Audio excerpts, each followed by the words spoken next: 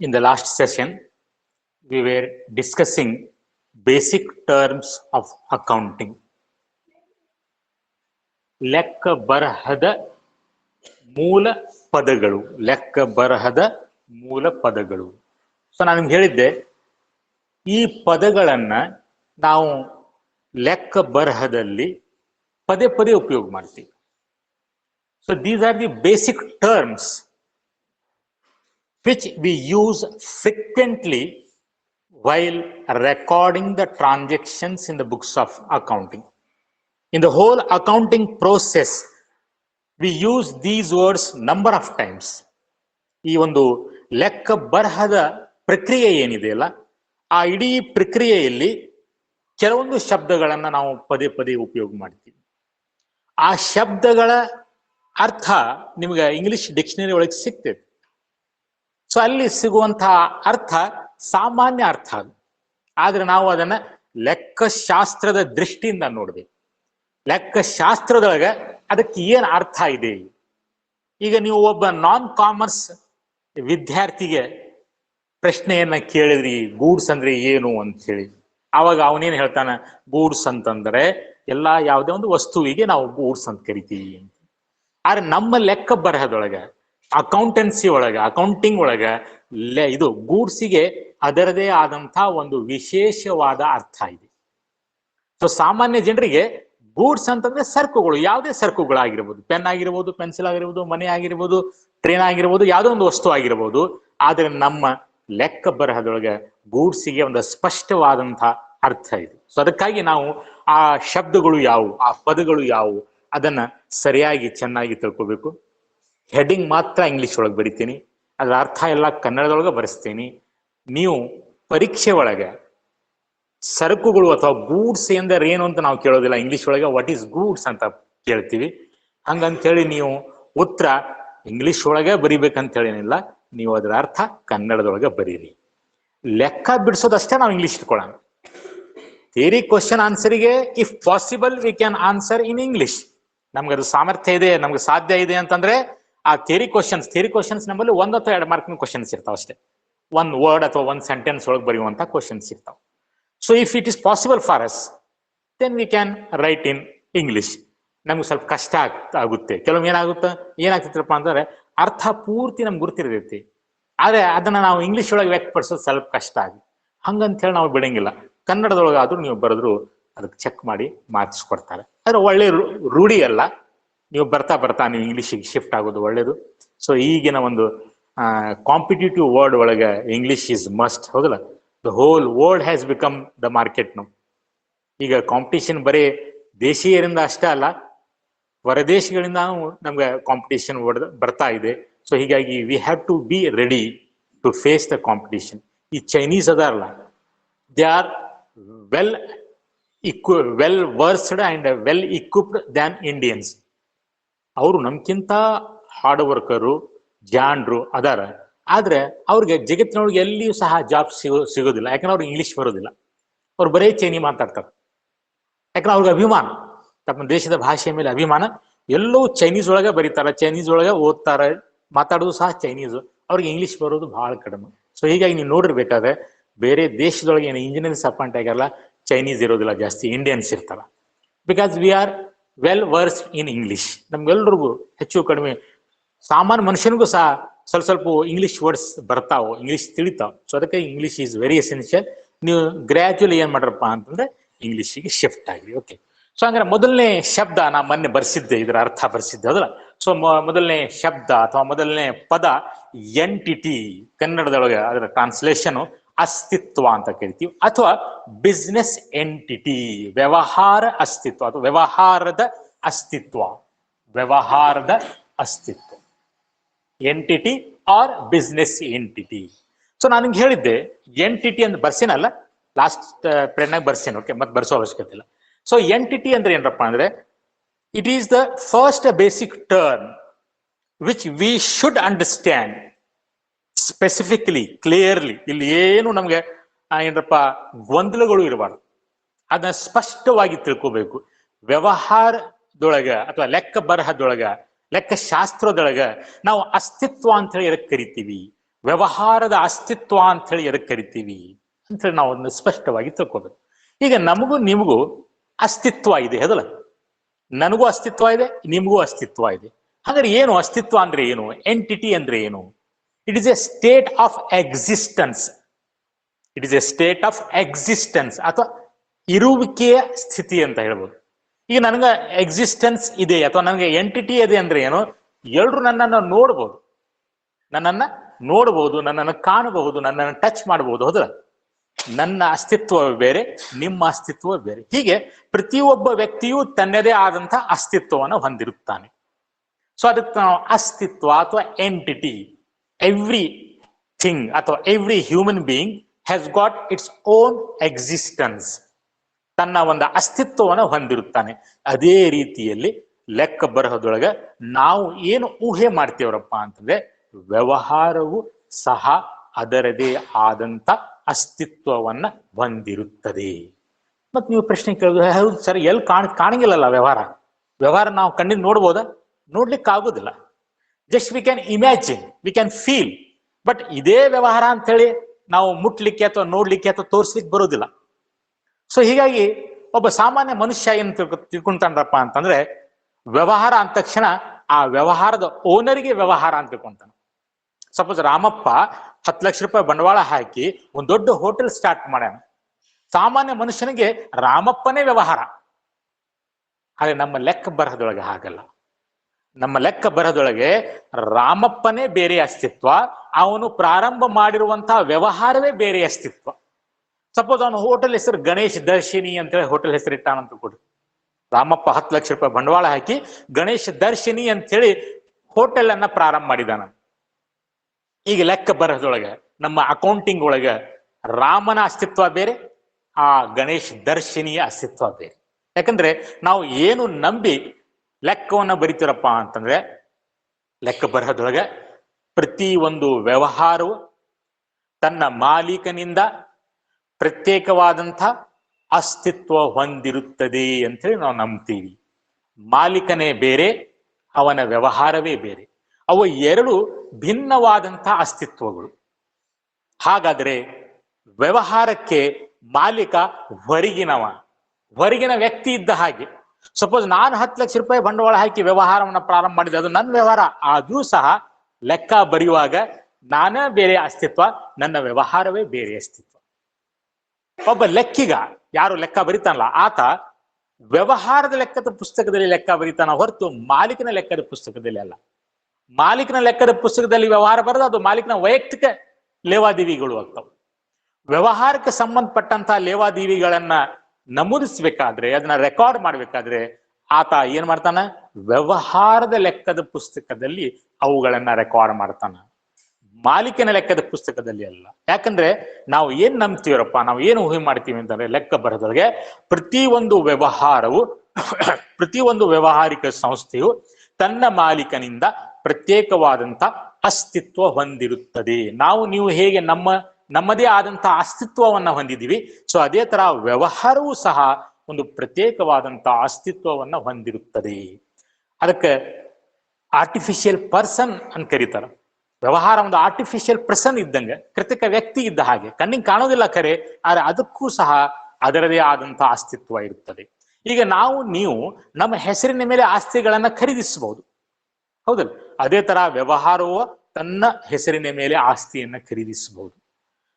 ನೀವು ನಮ್ಮ ಹೆಸರಿನ ಮೇಲೆ ಇದ್ದಂತ ಆಸ್ತಿಗಳನ್ನ ಮಾರಾಟ ಮಾಡಬಹುದು. ಅದೇ ತರಹ ವ್ಯವಹಾರವೂ ಸಹ ತನ್ನ ಹೆಸರಿನಲ್ಲಿರುವಂತಹ ಆಸ್ತಿಗಳನ್ನ ಮಾರಾಟ ಮಾಡಬಹುದು.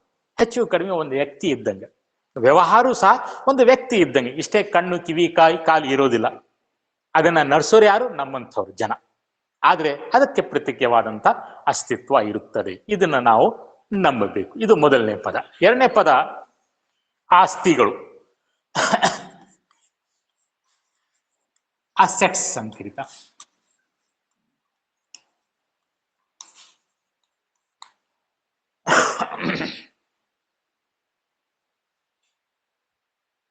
ಒಬ್ಬ ಸಾಮಾನ್ಯ ಮನುಷ್ಯನಿಗೆ ನೀವು ಆಸ್ತಿಗಳು ಅಂದ್ರೆ ಏನು ಅಂತ ಕೇಳಿದ್ರೆ ಅವನೇಂತಾನ, ಒಡವೆ, ಬಂಗಾರ, ಮನಿ, ಗಾಡಿ, ಜಾಗ, ಸೈಟು, ಇದಕ್ಕೆ ಆಸ್ತಿ ಅಂತ ಕೇಳ್ತಾನೆ. ಓಕೆ, ಅಂದ್ರೆ ಲೆಕ್ಕ ಬರಹದೊಳಗ ಅಕೌಂಟಿಂಗ್ ಒಳಗ ಆಸ್ತಿ ಅಂದ್ರೆ ಏನು ಬರ್ಕೊಡ್ರಿ. ಹಣದ ರೂಪದಲ್ಲಿ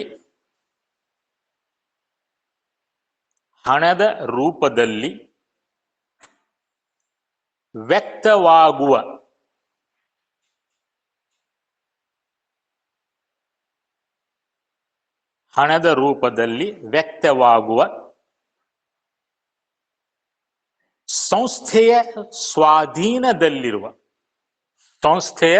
ಸ್ವಾಧೀನದಲ್ಲಿರುವ ಸ್ವತ್ತುಗಳಿಗೆ ಆಸ್ತಿಗಳೆಂದು ಕರೆಯುತ್ತಾರೆ. ಸ್ವತ್ತುಗಳಿಗೆ ಆಸ್ತಿಗಳು ಎಂದು ಕರೆಯುತ್ತಾರೆ.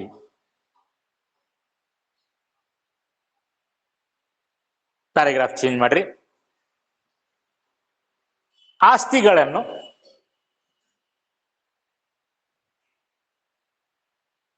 ಎರಡು ವಿಧದಲ್ಲಿ ವಿಂಗಡಿಸಲಾಗಿದೆ.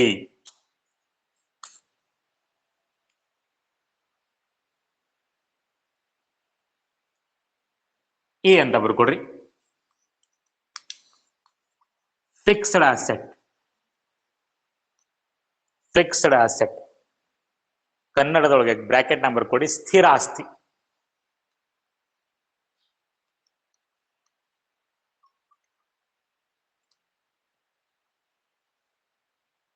ಎರಡು ಪಾಯಿಂಟ್ ಹಾಕಿ ಅಲ್ಲೇ ವಿವರಣೆ ಬರ್ಕೊಂಡ್ ಬಿಡ್ರಿ.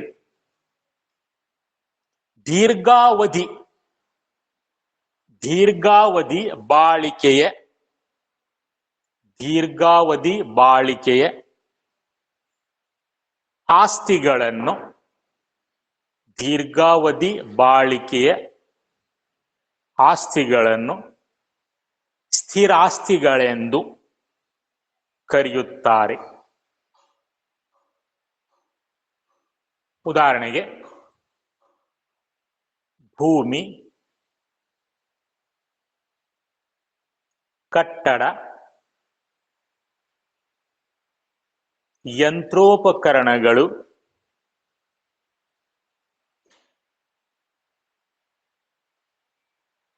ಮತ್ತು ಪೀಠೋಪಕರಣಗಳು ಇತ್ಯಾದಿ. ಮತ್ತು ಪ್ಯಾರಾಗ್ರಾಫ್ ಚೇಂಜ್ ಮಾಡಿ ಕೆಳಗಡೆ ಬರ್ಕೊಟ್ರೆ ಬಿ ಅಂತ ಹೇಳಿ.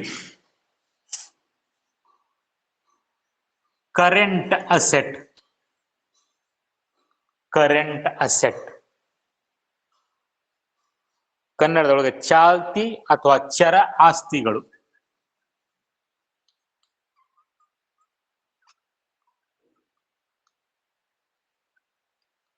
ಚಾಲ್ತಿ ಅಥವಾ ಚರ ಆಸ್ತಿಗಳು. ಡ್ಯಾಶ್ ಹಾಕಿ, ಎರಡು ಪಾಯಿಂಟ್ ಹಾಕಿ ಡ್ಯಾಶ್ ಹಾಕ್ರಿ. ಈ ಆಸ್ತಿಗಳು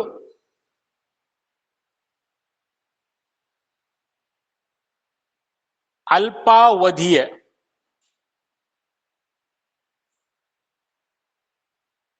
ಉಪಯೋಗವನ್ನು ಹೊಂದಿರುತ್ತವೆ.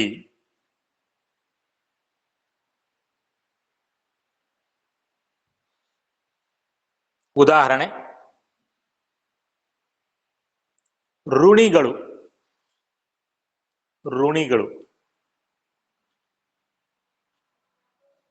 ಉದಾಹರಣೆ ಋಣಿಗಳು, ಡೆಟರ್ಸ್ ಅಂತ ಇರ್ತವೆ. ಋಣಿಗಳು ಅಂತ ಬರ್ಕೊಡ್ರಿ. ಡೆಟರ್ಸ್ ಅಂತ ಹೇಳ್ತಾರೆ. ನೋಡ ಅಂತ ಬರಬೇಕಾದ ಹುಂಡಿ, ಸರಕು ಶಿಲ್ಕು, ನಗದು, ಬ್ಯಾಂಕಿನಲ್ಲಿರುವ ನಗದು ಇತ್ಯಾದಿ. ನೋಡಿ, ಈಗ ಒಬ್ಬ ಸಾಮಾನ್ಯ ಮನುಷ್ಯನಿಗೆ ನೀವು ಆಸ್ತಿ ಅಂದ್ರೆ ಏನಪ್ಪಾ ಅಂತ ಕೇಳಿದ್ರೆ ಏನಂತ, ಏನ್ ಕಣ್ಣಿಗೆ ಕಾಣ್ತಾವ ಎಲ್ಲದಕ್ಕೂ ಆಸ್ತಿ ಅಂತಾನ. ಹೌದಲ್ಲ? ಇದು ಆಸ್ತಿನ ಅವನ ಪ್ರಕಾರ. ಟೇಬಲ್ ಆಸ್ತಿ, ಫೋನ್ ಆಸ್ತಿ, ಸ್ಟ್ಯಾಂಡ್ ಆಸ್ತಿ, ಎಲ್ಲದಕ್ಕೂ ಆಸ್ತಿ ಅಂತ ಹೇಳ್ತಾನೆ. ಆದ್ರೆ ಒಬ್ಬ ಲೆಕ್ಕಿಗನಿಗೆ ಆಸ್ತಿ ಅಂದ್ರೆ ಏನ್ರಪ್ಪ ಅಂತಂದ್ರೆ ಅದನ್ನ ಹಣದ ರೂಪದಲ್ಲಿ ವ್ಯಕ್ತಪಡಿಸ್ಲಿಕ್ಕೆ ಬರ್ಬೇಕು. ಹಣದ ರೂಪದಲ್ಲಿ ವ್ಯಕ್ತವಾಗುವ, ಅಂದ್ರೆ ಅದರ ವ್ಯಾಲ್ಯೂಯನ್ನ ಹಣದ ರೂಪದಲ್ಲಿ ಹೇಳಿಕ್ ಬರ್ಬೇಕು ನಾವು. It should be in a position to evaluate in terms of money. ದುಡ್ಡಿನ ರೂಪದಲ್ಲಿ ಅದನ್ನ ಅಳತೆ ಮಾಡ್ಲಿಕ್ಕೆ ಬರಬೇಕು, ಅದನ್ನ ವ್ಯಕ್ತಪಡಿಸ್ಲಿಕ್ಕೆ ಬರಬೇಕು. ಅಂದ್ರೆ ಫಾರ್ ಎಕ್ಸಾಂಪಲ್ ಕಟ್ಟಡ ಅಂದ್ರೆ ಎಷ್ಟು ಮೌಲ್ಯದ ಕಟ್ಟಡ? 50 ಲಕ್ಷ ರೂಪಾಯಿ ಕಟ್ಟಡ. ಸೈಟ್ ಅಂದ್ರೆ ಎಷ್ಟು ದುಡ್ಡು? 10,000 ರೂಪಾಯಿ ಇದು ಸೈಟು. ಕಾರ್ ಅಂದ್ರೆ ಎಷ್ಟು ರೂಪಾಯಿ? 5 ಲಕ್ಷ ರೂಪಾಯಿ ಕಾರು. ಈ ತರ ದುಡ್ಡಿನ ರೂಪದಲ್ಲಿ ಅದನ್ನ ವ್ಯಕ್ತಪಡಿಸ್ಲಿಕ್ಕೆ ಬರಬೇಕು. ಆಮೇಲೆ ಅದು ಸಂಸ್ಥೆಯ ಸ್ವಾಧೀನದಲ್ಲಿರ್ಬೇಕು ಅಥವಾ ಸಂಸ್ಥೆಯ ಒಡೆತನದಲ್ಲಿರ್ಬೇಕು, ಆ ವ್ಯವಹಾರಿಕ ಸಂಸ್ಥೆಯ ಒಡೆತನದಲ್ಲಿರ್ಬೇಕು. ಅಂಥ ಸ್ವತ್ತುಗಳಿಗೆ ಮಾತ್ರ ನಾವು ಆಸ್ತಿ ಅಂತ ಕರಿತೀವಿ. ಉದಾಹರಣೆಗೆ ಈಗ ಈ ವಾಚ್, ಇದು ನನ್ನ ಸ್ವಾಧೀನದಲ್ಲಿದೆ, ಇದರ ಓನರ್ಶಿಪ್ ನನ್ನ ಕಡೆ ಇದೆ. ಸೊ ಇದರ ಮೌಲ್ಯವನ್ನ ದುಡ್ಡಿನ ರೂಪದಲ್ಲಿ ನಾವು ವ್ಯಕ್ತಪಡಿಸಬಹುದು. 500 ರೂಪಾಯಿ ವಾಚ್. ಸೊ ಇದಕ್ಕೆ ನಾನು ಆಸ್ತಿ ಅಂತ ಕರಿಬಹುದು. ಈಗ ಯಾವುದು ನನ್ನ ಸ್ವಾಧೀನದಲ್ಲಿ ಇಲ್ಲ, ಫಾರ್ ಎಕ್ಸಾಂಪಲ್ ತಾಜ್ ಮಹಲ್, ಅದು ನನ್ನ ಸ್ವಾಧೀನದಲ್ಲಿ ಇಲ್ಲ, ನಾನು ಅದಕ್ಕೆ ನನ್ನ ಆಸ್ತಿ ಅಂತ ಹೇಳಿಕ್ ಬರೋದಿಲ್ಲ. ಅದು ಸರ್ಕಾರಿ ಆಸ್ತಿ, ಸರ್ಕಾರದ ಆಸ್ತಿ ಅದು. ಸೊ ಈ ವಾಚು ನನ್ನ ಆಸ್ತಿ, ಈ ಪೆನ್ನು ನನ್ನ ಆಸ್ತಿ, ಈ ಸ್ಪೆಕ್ಟು ನನ್ನ ಆಸ್ತಿ. Because it can be expressed in terms of money. ದುಡ್ಡಿನ ರೂಪದಲ್ಲಿ ನಾವು ಇದನ್ನ ವ್ಯಕ್ತಪಡಿಸಬಹುದು. ಪ್ಲಸ್ ಇದು ನನ್ನ ಕಬ್ಜಾದಲ್ಲಿ ಇದೆ, ನನ್ನ ಸ್ವಾಧೀನದಲ್ಲಿ ಇದೆ, ನನ್ನ ಒಡೆತನದಲ್ಲಿ ಇದೆ. ಇಂಥ ಆಸ್ತಿಗಳಿಗೆ, ಇಂಥ ಸ್ವತ್ತುಗಳಿಗೆ ನಾವು ಆಸ್ತಿ ಅಂತ ಕರಿತೀವಿ. ಒಂದು ವ್ಯವಹಾರವನ್ನು ನಡೆಸಬೇಕಾದ್ರೆ ವಿವಿಧ ಪ್ರಕಾರದ ಆಸ್ತಿಗಳು ಬೇಕೇ ಬೇಕು. ಆಸ್ತಿ ಇಲ್ದಂಗೆ ವ್ಯವಹಾರ ನಡೆಸ್ಲಿಕ್ಕೆ ಬರೋದಿಲ್ಲ. ಯಾವುದೇ ವ್ಯವಹಾರ ತಗೊಳ್ಳಿ, ದೊಡ್ಡ ವ್ಯವಹಾರ ಇರ್ಬೋದು ಅಥವಾ ಸಣ್ಣ ವ್ಯವಹಾರ ಇರ್ಬೋದು. ದೊಡ್ಡ ವ್ಯವಹಾರ ಅಂದ್ರೆ ದೊಡ್ಡ ದೊಡ್ಡ ಕಂಪನಿ ಅದಾವ. ರಿಲಯನ್ಸ್ ಕಂಪನಿ ಇದೆ, ಟಾಟಾ ಕಂಪನಿ ಇದೆ, ಏರ್ಟೆಲ್ ಕಂಪನಿ ಇದೆ. ಅವು ಕೋಟ್ಯಾಂತರ ರೂಪಾಯಿಯ ಆಸ್ತಿಯನ್ನ ಹೊಂದಿರುತ್ತಾರೆ. ಒಂದು ಸಣ್ಣ ಬಿಡಿ ಅಂಗಡಿ ತೋಡ್ರಿ, ಅವನಿಗೂ ಆಸ್ತಿ ಇರುತ್ತಾರೆ. ಏನು, ಒಂದು ಶೆಡ್ ಇಟ್ಕೊಂಡಿರ್ತಾನ, ಅದರೊಳಗೆ ಇದು ಪ್ಲಾಸ್ಟಿಕ್ ಡಬ್ಬಿ ಇಟ್ಟಿರ್ತಾನ, ಅವೆಲ್ಲ ಅವನಿಗೆ ಆಸ್ತಿ. ಯಾಕಂದ್ರೆ ಅದನ್ನ ಅವನೇನ್ ಮಾಡ್ತಾನ, ತನ್ನ ವ್ಯವಹಾರಕ್ಕಾಗಿ ಬಳಸ್ತಾನ. ಸಾಮಾನ್ಯವಾಗಿ ಆಸ್ತಿಗಳನ್ನ ವ್ಯವಹಾರ ನಡೆಸುವ ಸಲುವಾಗಿ ಬಳಸಲಾಗುತ್ತದೆ. ಹಾಗಾದ್ರೆ ಉದಾಹರಣೆಗಳು ಯಾವುದು? ಅದರೊಳಗೆ ಸೈಟ್ ಬಂತು, ಅಥವಾ ಭೂಮಿ, ಅದರ ಮೇಲೆ ಇರುವಂತಹ ಬಿಲ್ಡಿಂಗ್, ಅಥವಾ ಅದರಲ್ಲಿ ಇರುವಂತಹ ಯಂತ್ರೋಪಕರಣಗಳು, ಪೀಠೋಪಕರಣಗಳು, furniture, trucks, computer, car, cash, ornaments, gold, et cetera et cetera et cetera. ಇದಕ್ಕೆ ನಾವೇನ್ ಕರಿತೀವಿ? ಆಸ್ತಿ ಅಂತ ಕರಿತೀವಿ. ಇಂಥ ಆಸ್ತಿಗಳು ವ್ಯವಹಾರ ನಡೆಸೋ ಸಲುವಾಗಿ ಬೇಕೇ ಬೇಕು. ಒಂದು ಜೆರಾಕ್ಸ್ ಅಂಗಡಿಗೆ ಏನೇನ್ ಬೇಕು? ಒಂದು ಬಿಲ್ಡಿಂಗ್ ಬೇಕು, ಒಂದು ರೂಮ್ ಬೇಕು, ಕಟ್ಟಡ, ಪ್ಲಸ್ ಅದ್ರೊಳಗೆ ಒಂದು ಟೇಬಲ್ ಬೇಕು, ಒಂದು ಚೇರ್ ಬೇಕು, ಆಮೇಲೆ ಒಂದು ಕಂಪ್ಯೂಟರ್ ಬೇಕು, ಆಮೇಲೆ ಒಂದು ಜೆರಾಕ್ಸ್ ಮಿಷಿನ್. ಅವು ಎಲ್ಲ ಆಸ್ತಿ. ಅವು ಇಲ್ದಂಗೆ ವ್ಯವಹಾರ ನಡೆಸಲಿಕ್ಕೆ ಬರೋದಿಲ್ಲ. ಸೊ ಹೀಗೆ ವ್ಯವಹಾರವನ್ನು ನಡೆಸೋ ಸಲುವಾಗಿ ಆಸ್ತಿಗಳು ಬೇಕೇ ಬೇಕು. ಈ ಆಸ್ತಿಗಳನ್ನ ಮತ್ತೆ ನಾವೇನ್ ಮಾಡ್ತೀವ್ರಪ್ಪ ಅಂತಂದ್ರೆ, ಅವಧಿಯ ಆಧಾರದ ಮೇಲೆ 2 ಪ್ರಕಾರವಾಗಿ ವಿಂಗಡಣೆ ಮಾಡ್ತೀವಿ. ಅದು ಯಾವುದು ಅಂತಂದ್ರೆ ಫಿಕ್ಸ್ಡ್ ಅಸೆಟ್ ಮತ್ತು ಕರೆಂಟ್ ಅಸೆಟ್. ಫಿಕ್ಸ್ಡ್ ಅಸೆಟ್ ಅಂದ್ರೆ ಸ್ಥಿರ ಆಸ್ತಿ. ಸಾಮಾನ್ಯ ಜನರು ಸ್ಥಿರ ಆಸ್ತಿ ಎದಕ್ಕೆ ಕರೀತಾರಪ್ಪ ಅಂತಂದ್ರೆ, ಯಾವ್ದು ಫಿಕ್ಸ್ ಇರ್ತೈತಲ್ಲ ಅದಕ್ಕೆ ಅವ್ರು ಏನ್ ಕರೀತಾರ? ಫಿಕ್ಸ್ಡ್ ಅಸೆಟ್ ಅಂತ ಕರೀತಾರೆ. ಫಾರ್ ಎಕ್ಸಾಂಪಲ್ ಸೈಟ್ ಅವ್ರು ಫಿಕ್ಸ್ಡ್ ಅಸೆಟ್ ಅಂತ ಕರೀತಾರೆ, ಬಿಲ್ಡಿಂಗ್ ಫಿಕ್ಸ್ಡ್ ಅಸೆಟ್ ಅಂತ ಕರೀತಾರೆ. ಆದ್ರೆ ಲೆಕ್ಕ ಬರಹದೊಳಗ ಫಿಕ್ಸ್ಡ್ ಅಸೆಟ್ ಅಂದ್ರೆ ಏನಪ್ಪ ಅಂತಂದ್ರೆ, ಅದರ ಲೈಫ್ ಟೈಮ್ ಜಾಸ್ತಿ ಇರ್ಬೇಕು. ಅದರಿಂದ ಸೇವೆಯನ್ನ ನಾವು 1 ವರ್ಷಕ್ಕಿಂತ ಜಾಸ್ತಿ ಅವಧಿಯಲ್ಲಿ ಪಡಿಬೇಕು. ಅದರ ಡ್ಯೂರೇಷನ್ ಅದು 1 ವರ್ಷಕ್ಕಿಂತ ಹೆಚ್ಚಿನ ಅವಧಿಗಾಗಿ ಬಾಳಿಕೆಗೆ ಬರಬೇಕು. ನಮ್ ಕಡೆ ಅವು ಇದ್ದಿರ್ಬೇಕು. ಒಮ್ಮೆ ಅದನ್ನ ಖರೀದಿ ಮಾಡಿದ್ರೆ ನಾವು 1 ವರ್ಷಕ್ಕಿಂತ ಜಾಸ್ತಿ ಅದನ್ನ ಯೂಸ್ ಮಾಡ್ಬೇಕು. 2 ವರ್ಷ, 3 ವರ್ಷ, 4 ವರ್ಷ, 5 ವರ್ಷ. ಫಾರ್ ಎಕ್ಸಾಂಪಲ್ ಒಂದು ಬಿಲ್ಡಿಂಗ್ ಅನ್ನ ಕಟ್ಸಿದ್ರೆ ನಾವು 50-60 ವರ್ಷ ಯೂಸ್ ಮಾಡ್ಬೋದು. ಒಂದು ಕಂಪ್ಯೂಟರ್ ಅನ್ನ ಖರೀದಿ ಮಾಡಿದ್ರೆ ಆರಾಮ್ಸರಿ ನಾವು ಒಂದು 4-5 ವರ್ಷ ಯೂಸ್ ಮಾಡ್ಬೋದು. ಒಂದು ಕಾರ್ ಖರೀದಿ ಮಾಡಿದ್ರೆ 10-6 ವರ್ಷ ಯೂಸ್ ಮಾಡ್ಬೋದು. ಸೊ ಎಲ್ಲಿ ಅವಧಿ ಜಾಸ್ತಿ ಇರುತ್ತದೆ, ಸ್ಪ್ಯಾನ್ ಆಫ್ ಇದು ಲೈಫ್ ಟೈಮ್ ಜಾಸ್ತಿ ಇರುತ್ತದೆ, ಆಸ್ತಿಯ ಲೈಫ್ ಟೈಮ್ ಜಾಸ್ತಿ ಇರುತ್ತದೆ, ದೀರ್ಘಾವಧಿಯಾಗಿರುತ್ತದೆ, ಅಥವಾ ಅದರ ಅದು 1 ವರ್ಷಕ್ಕಿಂತ ಜಾಸ್ತಿ ಅವಧಿಗಾಗಿ ಬಾಳಿಕೆಯಲ್ಲಿ ಇರುತ್ತದೆ. ಅಂಥ ಆಸ್ತಿಗಳಿಗೆ ನಾವು ಕರಿತೀವಿ ಸ್ಥಿರ ಆಸ್ತಿಗಳು ಅಂತ ಕರಿತೀವಿ. ಉದಾಹರಣೆಗೆ ಭೂಮಿ, ಕಟ್ಟಡ, ಯಂತ್ರೋಪಕರಣಗಳು, ಪೀಠೋಪಕರಣಗಳು ಇತ್ಯಾದಿ. ಇನ್ನ ಕರೆಂಟ್ ಅಸೆಟ್ ಅಥವಾ ಚಾಲ್ತಿ ಅಥವಾ ಚರ ಆಸ್ತಿಗಳು. ಸೊ ಇಲ್ಲಿ ಇದ್ರ ಲೈಫ್ 1 ವರ್ಷಕ್ಕಿಂತ ಕಡಿಮೆ. 1 ವರ್ಷದ ಅವಧಿ ಒಳಗಾಗಿ ಅವು ತನ್ನ ರೂಪವನ್ನ ಬದಲಾಯಿಸ್ಕೊಳ್ತಾವ, ಅದೇ ರೂಪದಲ್ಲಿ ಇರೋದಿಲ್ಲ. ಉದಾಹರಣೆಗೆ ಫಾರ್ ಎಕ್ಸಾಂಪಲ್ ನಾನು ಋಣಿಗಳು ಅಂತಂದ್ರೆ, ಋಣಿಗಳು ಅಂದ್ರೆ ಏನು? ಡೆಟರ್ಸ್ ಅಂತ ಕರೀತಾರೆ ಇಂಗ್ಲಿಷ್ ಒಳಗೆ. ಅದಕ್ಕೆ ಡೆಟರ್ಸ್ ಅಂದ್ರೆ ಏನು? ಯಾರಿಗೆ ನಾವು ಸರಕುಗಳನ್ನ ಅಥವಾ ಸೇವೆಯನ್ನ ಉದ್ರಿ ಮಾರಾಟ ಮಾಡಿರ್ತೀವಲ್ಲ ಅವ್ರಿಗೆ ನಾವು ಡೆಟರ್ಸ್ ಅಂತ ಕರಿತೀವಿ. ಅಂದ್ರೆ ಅವ್ರು ನಮ್ಗೆ ದುಡ್ಡನ್ನ ಕೊಡ್ಬೇಕು.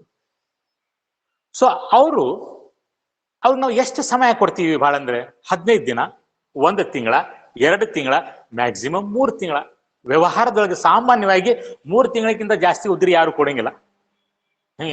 ರಿಲೇಷನ್ ಭಾಳ ಚಲೋ ಇತ್ತು, ಆ ಕಸ್ಟಮರ್ ಭಾಳ ಚಲೋ ಇದ್ದ ಅಂದ್ರೆ ಒಂದು 6 ತಿಂಗಳ ಕೊಡ್ಬೋದು. ಅದರ ನಂತರ ಅದನ್ನ ವಸೂಲಿ ಮಾಡ್ತೀವಿ. ಸೊ ಅವಾಗ ವಸೂಲಿ ಮಾಡಿದ್ವಿ ಅಂತಂದ್ರೆ ಋಣಿಗಳು ಕ್ಯಾಶ್ ಆಗಿ ಪರಿವರ್ತನೆ ಆಗ್ತದೆ.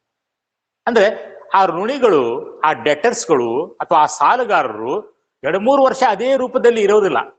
ಸೊ ಅದಕ್ಕಾಗಿ ಇಂಥ ಆಸ್ತಿಗಳಿಗೆ, ಇದು ಆಸ್ತಿನ, ಡೆಟರ್ಸ್ ಅಂದ್ರೆ ನಮ್ಗೆ ಆಸ್ತಿ ಇದ್ದಂಗೆ, ಯಾಕಂದ್ರೆ ಅವರಿಂದ ದುಡ್ಡು ಬರ್ತಾವ. ಆದ್ರೆ ಅವು 1 ವರ್ಷದ ಅವಧಿ ಒಳಗಾಗಿ ತನ್ನ ರೂಪವನ್ನ ಬದಲಾಯಿಸ್ಕೊಳ್ತಾವ. ಸೊ ಹೀಗಾಗಿ ಅವು ಎಷ್ಟು ವರ್ಷ ಬಾಳ್ತಾವ? 1 ವರ್ಷ ಮ್ಯಾಕ್ಸಿಮಮ್. ಇಂಥ ಆಸ್ತಿಗಳಿಗೆ ನಾವೇನ್ ಕರಿತೀವ್ರಪ್ಪ ಅಂತಂದ್ರೆ ಚಾಲ್ತಿ ಆಸ್ತಿಗಳು ಅಂತ ಕರಿತೀವಿ. ಅದ್ರೊಳಗೆ ಉದಾಹರಣೆಗಳು ಯಾವ ಬರ್ತಾವ ಅಂದ್ರೆ ಈ ಸಾಲಗಾರರು, ಡೆಟರ್ಸ್. ಆಮೇಲೆ stock of the goods, godown ಒಳಗೆ ಸ್ಟಾಕ್ ಇರ್ತೈತಿ, ಗೂಡ್ಸ್ ಸ್ಟಾಕ್ ಇರ್ತೈತಿ. ಅದು ಹಂಗೆ ಇಟ್ಕೊಂತೀರನ 4-5 ವರ್ಷ? ಇಲ್ಲ, ಅದನ್ನ ಮಾರ್ತಾ ಇರ್ತೀರಿ.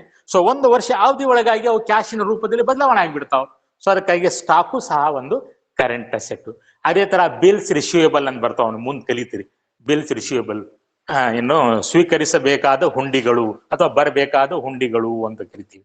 ಅಥವಾ ಬ್ಯಾಂಕ್ ನಲ್ಲಿ ಇರುವಂತಹ ಬ್ಯಾಲೆನ್ಸ್, ಅಥವಾ ಇಲ್ಲಿರುವಂತಹ ಕ್ಯಾಶು, ನಿಮ್ಮ ಗಲ್ಲೆ ಪಟ್ಟಿಗೆ ಇರುವಂತಹ ಕ್ಯಾಶ್, ಇವಕ್ಕೆಲ್ಲ ನಮ್ಗೆ ಏನ್ ಕರಿತೀವಪ್ಪ ಅಂತಂದ್ರೆ ಚಾಲ್ತಿ ಆಸ್ತಿಗಳು ಅಥವಾ ಚರ ಆಸ್ತಿಗಳು ಅಥವಾ ಕರೆಂಟ್ ಅಸೆಟ್ಸ್ ಅಂತ ಕರಿತೀವಿ. ಓಕೆ, ದೆನ್ 3ನೇದು ಬರ್ಕೊಡ್ರಿ, ನಂಬರ್ 3. 3 ನ 4?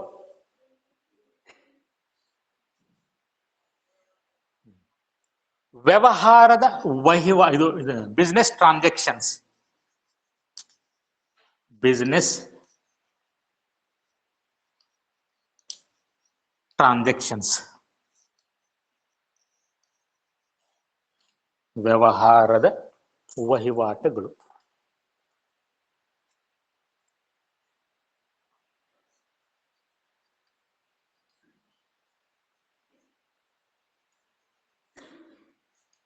ಬಿಸ್ನೆಸ್ ಟ್ರಾನ್ಸಾಕ್ಷನ್ಸ್ ಇದು ಸಹ ಅತ್ಯಂತ ಇಂಪಾರ್ಟೆಂಟ್ ಪದ. ನಾವಂತೂ ಒಂದು ಪ್ರೇಟ್ನಾಗ 100 ಸರ್ತಿ ಇದನ್ನ ಯೂಸ್ ಮಾಡ್ತೀವಿ, ಟ್ರಾನ್ಸಾಕ್ಷನ್. ಸೊ ಅದಕ್ಕಾಗಿ ಟ್ರಾನ್ಸಾಕ್ಷನ್ ಅಂದ್ರೆ ಏನು ನಾವು ಈಗ ಆಡು ಭಾಷೆ ಒಳಗೆ ನಾವು ಈ ವಹಿವಾಟ ಅನ್ನುವಂತ ಶಬ್ದ ಯೂಸ್ ಮಾಡ್ತೀವಿ ಭಾಳ ಸರ್ತಿ. ಏನೋ ವಹಿವಾಟು ನಡೆಸಿಯಲ್ಲಪ್ಪ ಅಂತೀವಿ ನಾವು. ಎಲ್ಲರೂ ಯಾರಿಗಾರು ಭೇಟಿ ಆದಾಗ ಹೋದಾಗ ಫ್ರೆಂಡ್ ಅವ್ನು ಬಿಸಿ ಇದ್ದ ಅಂದ್ರೆ ನಾವೇನ್ ಮಾಡ್ತೀವಿ, ಏನೋ ವಹಿವಾಟು ನಡೆಸಿಯಲ್ಲೋ ಅಂತ. ಏನೋ ವಹಿವಾಟು ಭಾಳ ಜೋರು ನಡೆದ್ ಬಿಡಪ್ಪ ಅಂತೀವಿ. ಸೊ ಅಲ್ಲಿ ವಹಿವಾಟ ಅರ್ಥ ಬೇರೆ, ಇಲ್ಲಿ ವಹಿವಾಟ ಅರ್ಥ ಬೇರೆ. ನಮ್ಮ ಅಕೌಂಟಿಂಗ್ ಒಳಗೆ ವಹಿವಾಟ ಅಂದ್ರೆ ಏನು ಅಥವಾ ವ್ಯವಹಾರದ ವಹಿವಾಟುಗಳು ಅಥವಾ ಬಿಸ್ನೆಸ್ ಟ್ರಾನ್ಸಾಕ್ಷನ್ ಅಂದ್ರೆ ಏನು ಬರ್ಕೊಡ್ರಿ. ವಹಿವಾಟುಗಳೆಂದರೆ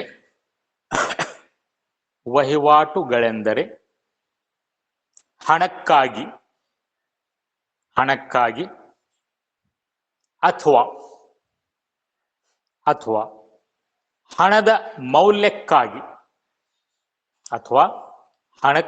ಹಣದ ಮೌಲ್ಯಕ್ಕಾಗಿ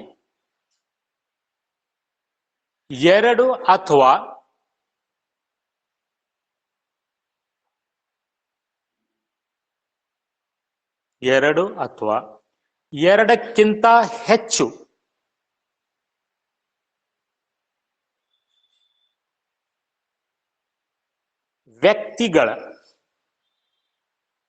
ವ್ಯಕ್ತಿಗಳ ಬಾರ್ ಹಾಕ್ರಿ, ಘಟಕಗಳ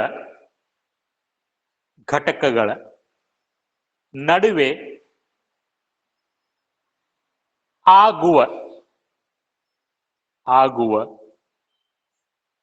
ವಿನಿಮಯ ಕ್ರಿಯೆಯಾಗಿದೆ.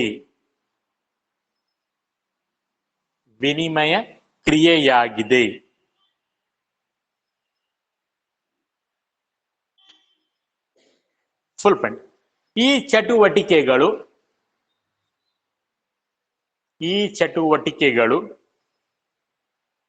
ನಗದು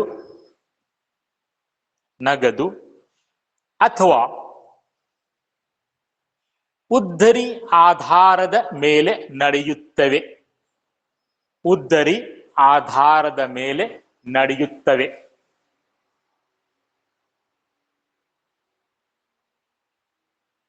ನೋಡ್ರಿ, ಹಾಗಾದ್ರೆ ಅಕೌಂಟೆನ್ಸಿ ಒಳಗೆ ಬಿಸ್ನೆಸ್ ಟ್ರಾನ್ಸಾಕ್ಷನ್ ಅಂದ್ರೆ ಏನು? Very important word. ಯಾಕಂದ್ರೆ ಇದನ್ನ ನಾವು ಲೆಕ್ಕದ ಪುಸ್ತಕದಲ್ಲಿ ರೆಕಾರ್ಡ್ ಮಾಡೋದು. ಲೆಕ್ಕದ ಪುಸ್ತಕದಲ್ಲಿ ರೆಕಾರ್ಡ್ ಮಾಡೋದು ಬಿಸ್ನೆಸ್ ಟ್ರಾನ್ಸಾಕ್ಷನ್ಗಳು. ಹಂಗಾರೆ ಬಿಸ್ನೆಸ್ ಟ್ರಾನ್ಸಾಕ್ಷನ್ ಅಂದ್ರೆ ಏನು? ವ್ಯವಹಾರದ ವಹಿವಾಟುಗಳು ಅಂದ್ರೆ ಏನ್ರಪ್ಪ ಅಂತಂದ್ರೆ ಹಣಕ್ಕಾಗಿ, ಅಂದ್ರೆ ದುಡ್ಡಿಗಾಗಿ, ದುಡ್ಡನ್ನ ತೆಗೆದುಕೊಂಡು ಕೊಡೋದು, ಹಣಕ್ಕಾಗಿ ಅಥವಾ ಹಣದ ಮೌಲ್ಯಕ್ಕಾಗಿ, ಎರಡು ಅಥವಾ ಎರಡಕ್ಕಿಂತ ಹೆಚ್ಚು ವ್ಯಕ್ತಿಗಳು ಅಥವಾ ಘಟಕಗಳ ನಡುವೆ ನಡೆಯುವಂತಹ ವಿನಿಮಯ. It is exchange of the value between two or more persons or units or business units. ಒಂದು ಎರಡು ವ್ಯಾವಹಾರಿಕ ಸಂಸ್ಥೆಗಳ ನಡುವೆ ವಿನಿಮಯ ಆದ್ರೆ ಅಥವಾ ಎರಡು ವ್ಯಕ್ತಿಗಳ ನಡುವೆ ವಿನಿಮಯ ಆದ್ರೆ ಅದಕ್ಕೆ ನಾವು ವ್ಯವಹಾರದ ಚಟುವಟಿಕೆಗಳು. ಒಂದು ವಿನಿಮಯ ಅಂದ್ರೆ ಏನು? ಎಕ್ಸ್ಚೇಂಜ್ ಅಂದ್ರೆ ಏನು? ಫಾರ್ ಎಕ್ಸಾಂಪಲ್, ನಾನು ನಿಮ್ಗೆ ಈ ವಾಚನ್ನ ಕೊಟ್ಟು ನಿಮ್ ಕಡೆಯಿಂದ 500 ರೂಪಾಯಿ ತಗೊಂಡೆ, ಇದು ವಿನಿಮಯ. ಯಾಕಂದ್ರೆ ನಾನು ವಾಚ್ ಕೊಡ್ತಾ ಇದ್ದೀನಿ, ನೀವು ದುಡ್ಡನ್ನು ಕೊಡ್ತಾ ಇದ್ರಿ. ಹಣಕ್ಕಾಗಿ ನಾನು ನನ್ನ ವಾಚನ ವಿನಿಮಯ ಮಾಡ್ತಾ ಇದ್ದೀನಿ.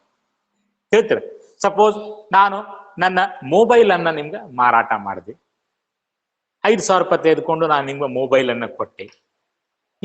ಎರಡು ವ್ಯಕ್ತಿಗಳ ನಡುವೆ ನಡೆಯುವಂತಹ ವಿನಿಮಯ. ಸೊ ವಿನಿಮಯ ಅಂದ್ರೆ ಏನಪ್ಪ ಅಂದ್ರೆ ಒಬ್ರು ಏನಾದ್ರು ಕೊಡ್ಬೇಕು, ಇನ್ನೊಬ್ರು ಅದಕ್ಕೆ ಪ್ರತಿಯಾಗಿ ಏನಾದ್ರು ಕೊಡ್ಬೇಕು, ತಕ್ಷಣ ಕೊಡ್ಬೇಕು ಅಥವಾ ಮುಂದ್ ಕೊಡ್ತೀವಿ ಅಂತ ಹೇಳಿದ್ರು. ಸೊ ಮುಂದ್ ಬರ್ಸಿ ನೋಡ್ರಿ, ಇದು ಉದ್ರಿ ನಡೀಬಹುದು ಅಥವಾ ನಗದು ನಡೀಬಹುದು ಅಂತ. ಅಂದ್ರೆ ವ್ಯಾವಹಾರಿಕ ಚಟುವಟಿಕೆಗಳು ರೋಕಡಿನೂ ಆಗ್ಬಹುದು ಅಥವಾ ಉದ್ರಿನೂ ನಡೀಬಹುದು. ಫಾರ್ ಎಕ್ಸಾಂಪಲ್, ನಾನು ಮೊಬೈಲ್ ಕೊಟ್ಟೆ, ಇಬ್ರು ನಮ್ಮ ಮತ್ತೆ ನಿಮ್ಮ ನಡುವೆ ಮಾತುಕತೆ ಆಯ್ತು, ಇದರ ವ್ಯಾಲ್ಯೂ ಫಿಕ್ಸ್ ಆಯ್ತು. ವ್ಯಾಲ್ಯೂ ಫಿಕ್ಸ್ ಆಗ್ಬೇಕು ಮೊದಲು ಹಣದ ರೂಪದಲ್ಲಿ. ಸೊ ವ್ಯಾಲ್ಯೂ ಫಿಕ್ಸ್ ಎಷ್ಟಾಯ್ತು? 10,000 ರೂಪಾಯಿ. ಸೊ 10,000 ರೂಪಾಯಿ ಫಿಕ್ಸ್ ಮಾಡಿ ನಾನು ನಿಮ್ಗೆ ಮೊಬೈಲ್ ಅನ್ನ ಕೊಟ್ಟೆ. ತಕ್ಷಣ ನೀವು ದುಡ್ಡು ಕೊಟ್ಟಿಲ್ಲ, ಟೈಮ್ ತಗೊಂಡ್ರಿ, 1 ತಿಂಗಳ ನಂತರ ಕೊಡ್ತೀನಿ. ಸೊ ಇದು ವ್ಯವಹಾರದ ಚಟುವಟಿಕೆ. ಆದ್ರೆ ಎಂತದು? ಉದ್ರಿ ವ್ಯವಹಾರಿಕ ಚಟುವಟಿಕೆ. ಸೊ ಹೀಗೆ ವ್ಯವಹಾರದ ಚಟುವಟಿಕೆಗಳು ಉದ್ರಿ ಆಗ್ಬೋದು ಅಥವಾ ನಗದು ಆಗ್ಬೋದು. ತಕ್ಷಣ ದುಡ್ಡು ಕೊಟ್ಬಿಟ್ರಿ ಅಂದ್ರೆ ನಾವು ನಗದು ವ್ಯವಹಾರ ಚಟುವಟಿಕೆ ಅಂತೀವಿ. ಮೊಬೈಲ್ ತಗೊಂಡ್ರೆ 10,000 ರೂಪಾಯಿ ಕೊಟ್ಟೆ ಬಿಟ್ರಿ, ಆ ತಕ್ಷಣ ನಾ ಹಿಂಗ್ ಮೊಬೈಲ್ ಕೊಟ್ಟೆ, ನೀ ನನಗೆ 10,000 ರೂಪಾಯಿ ಕೊಟ್ಟಿ ಅಂತಂದ್ರೆ ಅದಕ್ಕೆ ನಾವು ಕರಿತೀವಿ ಕ್ಯಾಶ್ ಬಿಸ್ನೆಸ್ ಟ್ರಾನ್ಸಾಕ್ಷನ್ ಅಥವಾ ನಗದು ವ್ಯವಹಾರ ಚಟುವಟಿಕೆ. ಇಲ್ರಪ್ಪ, ನೀವು 1 ತಿಂಗಳ ಟೈಮ್ ತಗೊಂಡ್ರಿ, ಸರಿ ಈಗ ಮೊಬೈಲ್ ಕೊಡ್ರಿ, 1 ತಿಂಗಳ ನಂತರ ನಾ ದುಡ್ಡು ಕೊಡ್ತೀನಿ, ಅಥವಾ ಈಗ ತೋಡಿ 2,000 ರೂಪಾಯಿ ಅಡ್ವಾನ್ಸ್ ತೋಡ್ರಿ, ಇನ್ನು 8,000 ರೂಪಾಯಿ ನಾ 2 ತಿಂಗಳು ಬಿಟ್ಟು ಕೊಡ್ತೀನಿ. ಇದು ಉದ್ರಿ ಆಯ್ತು. ಸೊ ಇದಕ್ಕೂ ನಾವೇನ್ ಕರಿತೀವಪ್ಪ ಅಂತಂದ್ರೆ ವ್ಯವಹಾರ ಚಟುವಟಿಕೆ ಅಂತ. ಯಾಕಂದ್ರೆ ಎರಡು ವ್ಯಕ್ತಿಗಳ ನಡುವೆ ವಿನಿಮಯ ಆಗ್ತಾ ಇದೆ. ಆ ವಿನಿಮಯವನ್ನ ಮೌಲ್ಯದ ರೂಪದಲ್ಲಿ ನಾವು ಇಲ್ಲಿ ವ್ಯಕ್ತಪಡಿಸ್ತಾ ಇದ್ದೀವಿ. ಹಣಕ್ಕಾಗಿ ವಿನಿಮಯ ಆಗ್ತಾ ಇದೆ, ದುಡ್ಡಿಗಾಗಿ ನಾನು ನಿಮ್ಗೆ ಮಾಡ್ತಾ ಇದ್ದೀನಿ. ಅಥವಾ ಕೆಲವೊಮ್ಮೆ ಆಗಿರ್ತಪ್ಪ ಸೇವೆ. ಸಪೋಸ್ ನಾನು ನಿಮ್ಗೆ ಅಪಾಯಿಂಟ್ ಮಾಡ್ಕೊಂಡೆ ಕ್ಲರ್ಕ್ ಅಂತ ಹೇಳಿ, 1 ತಿಂಗಳಿಗೆ 10,000 ರೂಪಾಯಿ ಸ್ಯಾಲ್ರಿ, ಇಡೀ 1 ತಿಂಗಳ ನೀವು ಸೇವೆಯನ್ನ ಸಲ್ಲಿಸಿದ್ರಿ, ಆಮೇಲೆ ನಾನು ನಿಮ್ಗೆ ಪೇಮೆಂಟ್ ಅನ್ನ ಮಾಡ್ತೀನಿ. ಸೊ ಇದು ಒಂದು ವ್ಯವಹಾರ ಚಟುವಟಿಕೆ ಒಂದು ಉದಾಹರಣೆ. 1 ತಿಂಗಳ ನೀವು ನನಗೆ ಸೇವೆ ಸಲ್ಲಿಸಿದ್ರಿ, ಅದಕ್ಕಾಗಿ ನಾನು ನಿಮ್ಗೆ ಏನ್ ಮಾಡ್ತಾ ಇದ್ದೀನಿ? ಸಂಬಳವನ್ನ ಕೊಡ್ತಾ ಇದ್ದೀನಿ. I am paying salary of ₹10,000 to you for rendering services throughout the month. ಇಡೀ 1 ತಿಂಗಳ ನೀವು ನನಗೆ ಸೇವೆಯನ್ನು ಸಲ್ಲಿಸಿದ್ರೆ ಅದಕ್ಕಾಗಿ ನಿಮ್ಗೆ ನಾನು 10,000 ರೂಪಾಯಿ ಸಂಬಳವನ್ನ ಕೊಡ್ತಾ ಇದ್ದೀನಿ. ಇದಕ್ಕೂ ಸಹ ನಾವು ಕರಿತೀವಪ್ಪ ಅಂತಂದ್ರೆ ವ್ಯವಹಾರ ಚಟುವಟಿಕೆ. ಸೊ ಹೀಗೆ ಎರಡು ವ್ಯಕ್ತಿಗಳ ನಡುವೆ ಅಥವಾ ಎರಡು ವ್ಯವಹಾರಿಕ ಸಂಘಟನೆಗಳ ನಡುವೆ ನಡೆಯುವಂತಹ ವಿನಿಮಯಗಳು, ಮತ್ತು ಆ ವಿನಿಮಯಗಳು ಹಣಕ್ಕಾಗಿ ನಡೆದಿರಬೇಕು, ಹಣದ ಮೌಲ್ಯಕ್ಕಾಗಿ ನಡೆದಿರಬೇಕು. ಸೊ ಅಂಥ ವಿನಿಮಯಗಳಿಗೆ ನಾವೇನ್ ಕರಿತೀವಿ? ವ್ಯವಹಾರದ ಚಟುವಟಿಕೆ ಅಂತ ಕರಿತೀವಿ. ವ್ಯವಹಾರದ ಚಟುವಟಿಕೆಯು ನಗದು ಆಗಿರಬಹುದು ಅಥವಾ ಉದ್ದರಿ ಆಗಿರಬಹುದು. ನೆಕ್ಸ್ಟ್ ಬರ್ಕೊಳ್ರಿ, ನಂಬರ್ 4,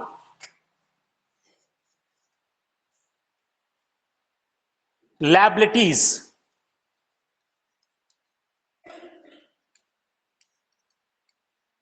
ಲ್ಯಾಬಿಲಿಟೀಸ್ ಕನ್ನಡದೊಳಗೆ ಜವಾಬ್ದಾರಿಗಳು ಅಥವಾ ಹೊಣೆಗಾರಿಕೆಗಳು.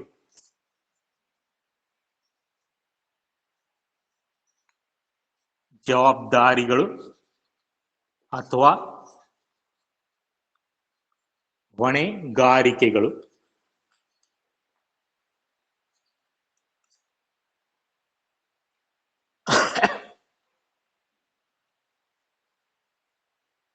ಸಾಮಾನ್ಯ ಭಾಷೆ ಒಳಗೆ ನಾವು ಜವಾಬ್ದಾರಿ ಅಂತ ಎದಕ್ಕಂತೀವಪ್ಪ?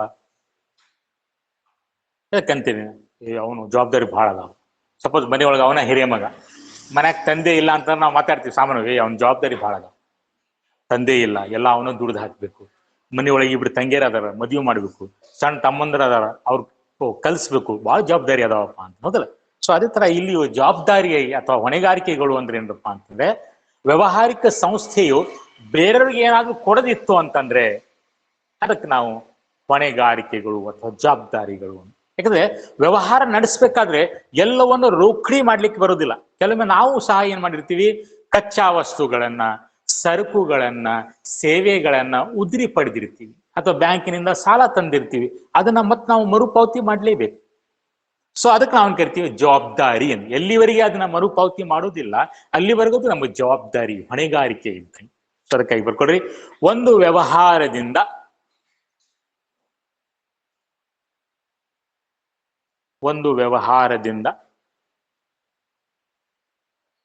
ಹೊರಗಿನವರಿಗೆ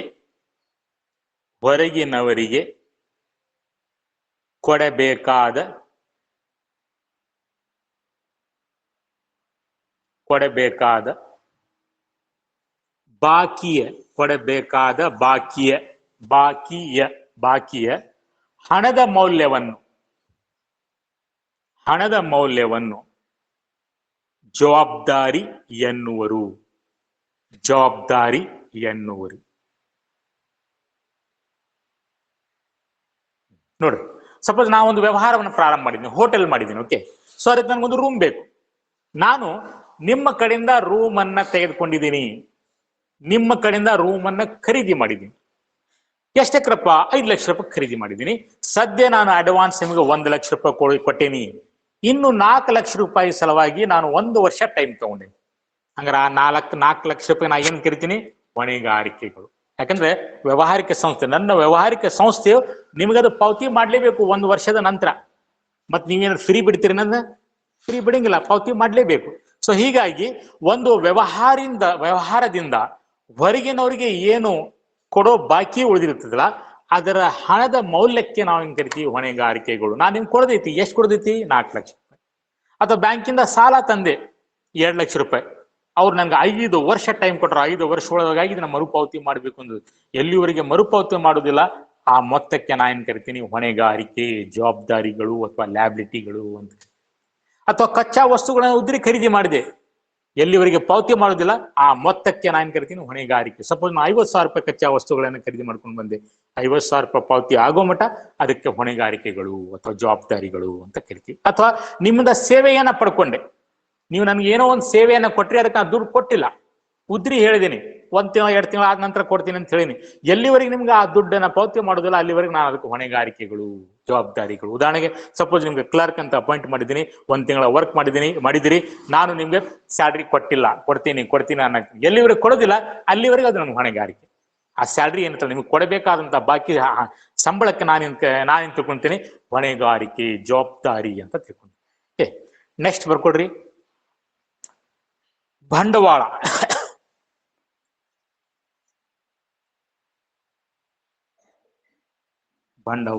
ಕ್ಯಾಪಿಟಲ್. ಅದಕ್ಕೆ ಮೊದಲು ಇದ್ರೊಳಗೆ ಮತ್ತೆ 2 ಪ್ರಕಾರಗಳು, ನಾ ಬರ್ಸಿಲ್ಲ ಹಂಗೆ ಹೇಳ್ತೇನೆ ನೋಡ್ರಿ. ಈ ಲ್ಯಾಬಿಲಿಟೀಸ್ ಗಳನ್ನ ನಾವು 2 ಪ್ರಕಾರವಾಗಿ ವಿಭಜನೆ ಹಂಗೆ ಕೇಳ್ರಿ. ದೀರ್ಘಾವಧಿ ಹೊಣೆಗಾರಿಕೆಗಳು, ಅಲ್ಪಾವಧಿ ಹೊಣೆಗಾರಿಕೆಗಳು. ದೀರ್ಘಾವಧಿ ಅಂದ್ರೆ ಏನು? ಅದರ ಮರುಪಾವತಿಯ ಅವಧಿಯು 1 ವರ್ಷಕ್ಕಿಂತ ಜಾಸ್ತಿ ಇರ್ಬೇಕು. ಈಗ ಬ್ಯಾಂಕಿಂದ ಮನಿ ಕಟ್ಟಿಸೋ ಸಲುವಾಗಿ ಸಾಲ ತಗೊಂಡ್ತೀನಿ, ಅದು 1 ವರ್ಷ ಒಳಗೆ ಮರುಪಾವತಿ ಮಾಡ್ತೀವನ? ಇಲ್ಲ, 15 ವರ್ಷ 20 ವರ್ಷ ಟೈಮ್ ಕೊಡ್ತಾರೆ, ಮ್ಯಾಕ್ಸಿಮಮ್ 25 ವರ್ಷ ಟೈಮ್ ಕೊಡ್ತಾರೆ. ಸೊ ಅದಕ್ಕೆ ನಾವು ಕೇಳ್ತೀವಿ ದೀರ್ಘಾವಧಿ ಹೊಣೆಗಾರಿಕೆಗಳು ಅಂತ ಕೇಳ್ತೀವಿ. ಈಗ ಫ್ರೆಂಡನ್ ಕಡೆಯಿಂದ ಹುಬ್ಳಿಗೆ ಹೊಂಟೇನಪ್ಪ, ಹಾವೇರಿಗೆ ಹೊಂಟೇನಿ, 100 ರೂಪಾಯಿ ಕೊಡು, ಮುಂದಿನ ವಾರ ಕೊಡ್ತೀನಿ ಅಂತ ಇಸ್ಕೊಂಡು ಬಂದಿರ್ತೀನಿ. ಮತ್ ಮುಂದಿನ ವಾರ ಅದನ್ನ ಪಾವತಿ ಮಾಡ್ಲೇಬೇಕು. ಭಾಳ ಅಂದ್ರೆ ಇನ್ನೊಂದು ವಾರ ಅವ್ನು ಟೈಮ್ ಕೊಡಬಹುದು ಅಷ್ಟೇ, ಹೌದಲ್ಲ? ಸೊ ಅದಕ್ಕೆ ನಾವು ಕರಿತೀವಿ ಅಲ್ಪಾವಧಿ ಹೊಣೆಗಾರಿಕೆಗಳು ಅಂತ ಕರಿತೀವಿ. ಯಾಕಂದ್ರೆ ಅದು 1 ವರ್ಷ ಅವಧಿ ಒಳಗಾಗಿ ನಾವು ಮರುಪಾವತಿ ಮಾಡ್ಬೇಕು. ಹೀಗೆ ವ್ಯವಹಾರಿಕ ಸಂಸ್ಥೆಯಲ್ಲಿ ಏನು ಹೊಣೆಗಾರಿಕೆಗಳು ಇರ್ತಾವಲ್ಲ ಅವು ಸಹ ನಾವು ಏನ್ ಮಾಡ್ತೀವಿ? 2 ಪ್ರಕಾರವಾಗಿ ವಿಭಜನೆ ಮಾಡ್ತೀವಿ. ದೀರ್ಘಾವಧಿ ಒಳಗ ಮರುಪಾವತಿ ಮಾಡುವಂತಹ ಜವಾಬ್ದಾರಿಗಳಿಗೆ ನಾವು ದೀರ್ಘಾವಧಿ ಹೊಣೆಗಾರಿಕೆಗಳು ಅಂತ ಕರಿತೀವಿ. 1 ವರ್ಷ ಅವಧಿ ಒಳಗಾಗಿ ಮರುಪಾವತಿ ಮಾಡುವಂತಹ ಹೊಣೆಗಾರಿಕೆಗಳಿಗೆ ನಾವು ಅಲ್ಪಾವಧಿ ಹೊಣೆಗಾರಿಕೆಗಳು ಅಂತ ಕರಿತೀವಿ. ಉದಾಹರಣೆಗೆ ನಾವು ಬ್ಯಾಂಕಿನಿಂದ ಅವಧಿ ಸಾಲ ಅಂತ ಪಡಿತೀವಿ. 5 ವರ್ಷ ಒಳಗೆ ಮರುಪಾವತಿ ಮಾಡೋದು, 10 ವರ್ಷ ಒಳಗೆ ಮರುಪಾವತಿ ಮಾಡೋದು, ಅದು ದೀರ್ಘಾವಧಿ ಹೊಣೆಗಾರಿಕೆಯ ಉದಾಹರಣೆ. ಅದೇ ಸಮಯದೊಳಗೆ ನಾವು ಬ್ಯಾಂಕಿನಿಂದ ಓಡಿ ಅಂತ ಪಡಿತೀವಿ. ಓಡಿ, ಓವರ್ ಡ್ರಾಫ್ಟ್ ಫೆಸಿಲಿಟಿ ಅಂತೇಳಿ ನೀವು ಮುಂದೆ ಕಲಿತಿರೋದು. ಓವರ್ ಡ್ರಾಫ್ಟ್ ಫೆಸಿಲಿಟಿ ಅಲ್ಲಿ ಬ್ಯಾಂಕ್ನವ್ರು 1 ವರ್ಷ ಸಮಯ ಕೊಡ್ತಾರೆ. ಅಷ್ಟರೊಳಗಾಗಿ ನಮ್ಮ ಮರುಪಾವತಿ ಮಾಡ್ಬೇಕು. ಮತ್ ನೀವು ಅದು ಮರುಪಾವತಿ ಮಾಡಿ ಮುಂದಿನ ವರ್ಷ ಮತ್ತೆ ಓದ್ಬೇಕಾದ್ರೆ ಆದ್ರೆ ಮರುಪಾವತಿ ಮಾಡ್ಲೇಬೇಕು. ಮ್ಯಾಕ್ಸಿಮಮ್ ಟೈಮ್ 1 ವರ್ಷ. ಸೊ ಅದಕ್ಕೆ ನಾವು ಅಲ್ಪಾವಧಿ ಹೊಣೆಗಾರಿಕೆಗಳು ಅಂತ.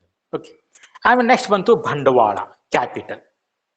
ಯಾವುದೇ ಒಂದು ವ್ಯವಹಾರವನ್ನ ಪ್ರಾರಂಭಿಸಬೇಕಾದ್ರೆ ಬಂಡವಾಳ ಬೇಕೇ ಬೇಕು, ಹೌದಲ್ಲ? ಬಂಡವಾಳ ಇಲ್ದಂಗೆ ಯಾವ ವ್ಯವಹಾರವೂ ಇಲ್ಲ. ಯಾವ್ದ್ರ ಒಂದು ವ್ಯವಹಾರ ಇದ್ರೆ ಹೇಳ್ರಿ ನೋಡೋಣ. ನಾವು ಅಲ್ಲಿ ಬಂಡವಾಳ ಹಾಕೋ ಅವಶ್ಯಕತೆ ಇಲ್ಲ ಸರ್.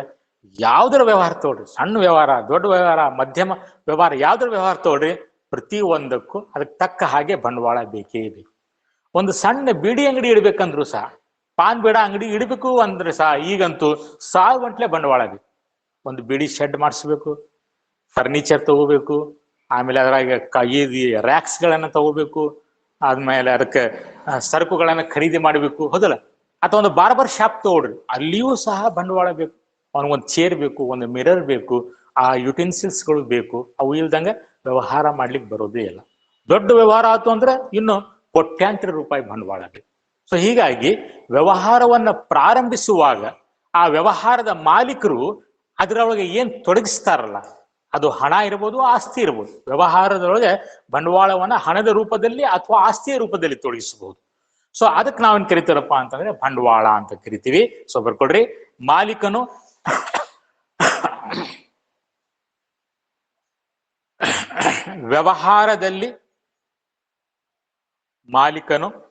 ವ್ಯವಹಾರದಲ್ಲಿ ಹೂಡಿಕೆ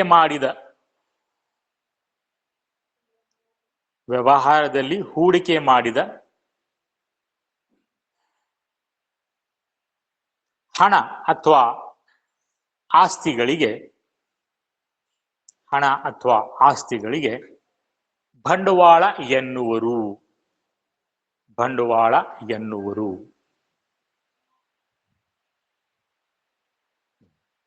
ಸಪೋಸ್ ನೋಡ್ರಿ, ನೀವು ಹಾವೇರಿ ಒಳಗೆ ಒಂದು ಶೋರೂಮ್ ಓಪನ್ ಮಾಡಿರಪ್ಪ, ಸೈಕಲ್ ಮೋಟರ್ ಶೋರೂಮ್ ಅಥವಾ ಸ್ಕೂಟರ್ ಶೋರೂಮ್ ಮಾಡಿ. ಅವಾಗ ಏನೇನ್ ಮಾಡ್ತೀರಿ ನೀವು? ಅಲ್ಲಿ ಸೈಟ್ ಖರೀದಿ ಮಾಡ್ತೀರಿ, ಅದಕ್ಕೊಂದು 20 ಲಕ್ಷ ರೂಪಾಯಿ ಖರ್ಚು ಮಾಡ್ತೀರಿ. ಅದ್ರೊಳಗೊಂದು ಬಿಲ್ಡಿಂಗ್ ಕಟ್ಸ್ತೀರಿ, ಅದಕ್ಕೊಂದು 20 ಲಕ್ಷ ರೂಪಾಯಿ. 10 ಲಕ್ಷ ರೂಪಾಯಿ 20 ಲಕ್ಷ ರೂಪಾಯಿ ಸೈಟು, 20 ಲಕ್ಷ ರೂಪಾಯಿ ಬಿಲ್ಡಿಂಗ್, 40 ಲಕ್ಷ ರೂಪಾಯಿ ಆಯ್ತು. ಆಮೇಲೆ ಏನ್ ಮಾಡ್ತೀರಿ? ಈಗ ಸ್ಕೂಟರ್ ಖರೀದಿ ಮಾಡ್ಕೊಂಡ್ ಬಂದು ಇಡಬೇಕಲ್ಲ, ಡಿಸ್ಪ್ಲೇ ಮಾಡ್ಬೇಕಲ್ಲ, ಸರಕುಗಳನ್ನ ಖರೀದಿ ಮಾಡಿ ಡಿಸ್ಪ್ಲೇ ಮಾಡಬೇಕು. ಸೊ ಅದಕ್ಕೆ ನೀವೇನ್ ಮಾಡ್ತೀರಪ್ಪ, ನಾವು 50 ಲಕ್ಷ ರೂಪಾಯಿ ಪೇಮೆಂಟ್ ಮಾಡಿ ಕಂಪ್ನಿಗೆ ಸ್ಕೂಟರ್ಸ್ ಗಳನ್ನ ತಂದೆಲ್ಲ ಇಡ್ತೀವಿ. ಹಂಗಾರೆ 20 ಲಕ್ಷ ರೂಪಾಯಿ ಸೈಟ್ ಸಲುವಾಗಿ ಕೊಟ್ರಿ, 20 ಲಕ್ಷ ರೂಪಾಯಿ ಬಿಲ್ಡಿಂಗ್ ಸಲುವಾಗಿ ಖರ್ಚು ಮಾಡಿದ್ರಿ, 50 ಲಕ್ಷ ರೂಪಾಯಿ ಸ್ಕೂಟರ್ ಸಲುವಾಗಿ, ಟೋಟಲ್ 90 ಲಕ್ಷ ರೂಪಾಯಿ ಹೂಡಿಕೆ ಮಾಡಿ ವ್ಯವಹಾರವನ್ನ ಪ್ರಾರಂಭ ಮಾಡಿದ್ರಿ. ಹಂಗಾರೆ ನಿಮ್ಮ ಬಂಡವಾಳ ಎಷ್ಟಾಯ್ತು? 90 ಲಕ್ಷ ರೂಪಾಯಿ. ಸೊ ಹೀಗೆ ನೀವು ವ್ಯವಹಾರವನ್ನ ಪ್ರಾರಂಭಿಸುವಾಗ ಏನು ಹೂಡಿಕೆ ಮಾಡ್ತಿರಲ್ಲ, ಅದು ಹಣ ಇರ್ಬೋದು ಅಥವಾ ಆಸ್ತಿಯ ರೂಪದಲ್ಲಿ ಇರ್ಬೋದು, ಅದಕ್ಕೆ ನಾವು ಕರಿತೀವಿ ಬಂಡವಾಳ ಅಂತ ಕರಿತೀವಿ. ನೆಕ್ಸ್ಟ್ ಬರ್ಕೊಡ್ರಿ, ಮಾರಾಟ, ಸೇಲ್ಸ್.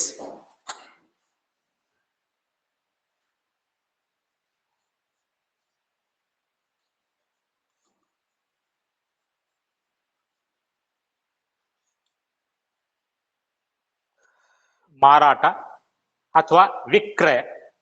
ಮಾರಾಟ ಅಥವಾ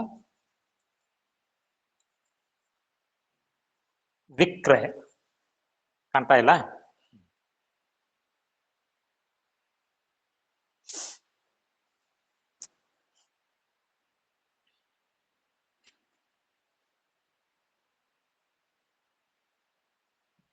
ಬರ್ಕೊಡ್ರಿ, ಗ್ರಾಹಕರಿಗೆ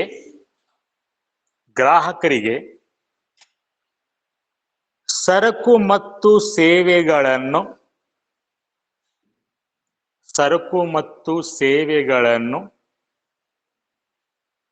ಒದಗಿಸುವುದರ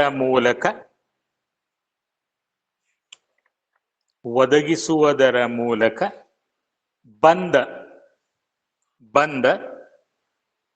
ಒಟ್ಟು ಆದಾಯಕ್ಕೆ ಮಾರಾಟವೆನ್ನುವರು.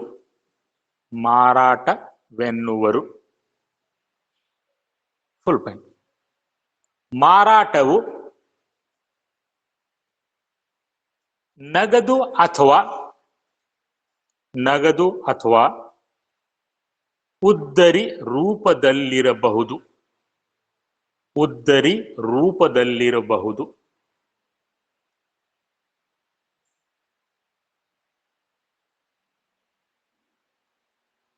ನೋಡಿ, ಸೊ ಹಾಗಾದ್ರೆ ಅಕೌಂಟಿಂಗ್ ಒಳಗ, ಲೆಕ್ಕ ಬರೋದ್ರೊಳಗ ಮಾರಾಟ ಅಥವಾ ಸೇಲ್ಸ್ ಎದಕ್ಕಂತೀವ್ರಪ್ಪ ಅಂತಂದ್ರೆ, ಒಂದು ವ್ಯವಹಾರಿಕ ಸಂಸ್ಥೆಯು ತನ್ನ ಗ್ರಾಹಕರಿಗೆ ಸರಕುಗಳನ್ನ ಮಾರಾಟ ಮಾಡುವುದರ ಮೂಲಕ ಏನು ಆದಾಯವನ್ನ ಪಡೆಯುತ್ತದೆ ಅಥವಾ ಸೇವೆಯನ್ನ ಸಲ್ಲಿಸುವುದರ ಮೂಲಕ ಏನು ಆದಾಯವನ್ನ ಪಡೆಯುತ್ತದೆಯೋ, ಸೊ ಆ ಆದಾಯಕ್ಕೆ ನಾವು ಮಾರಾಟ ಅಂತ ಕರಿತೀವಿ. ಉದಾಹರಣೆಗೆ ಕಿರಾಣಿ ಅಂಗಡಿಯವರು ಕಿರಾಣಿ ಸರಕುಗಳನ್ನ ಮಾರಾಟ ಮಾಡ್ತಾರೆ, ಸೊ ಅದಕ್ಕೆ ನಾವು ಸೇಲ್ಸ್ ಅಥವಾ ಮಾರಾಟ ಅಂತ ಕರಿತೀವಿ. ಈಗ KSRTC ಅವ್ರು ಎದಕ್ಕೆ ಸೇಲ್ಸ್ ಅಂತ ಕರೀತಾರೆ? ಅವರಂತೂ ಸರಕುಗಳನ್ನ ಮಾರಾಟ ಮಾಡೋದಿಲ್ಲ, ಆದ್ರೂ ಸಹ ಅಲ್ಲಿಯೂ ಸೇಲ್ಸ್ ಇರುತ್ತದೆ. ಹಂಗಾರೆ ಅವ್ರೇನು ಮಾರಾಟ ಮಾಡ್ತಾರೆ? ಅವರು ಸೇವೆಯನ್ನ ಸಲ್ಲಿಸ್ತಾರೆ.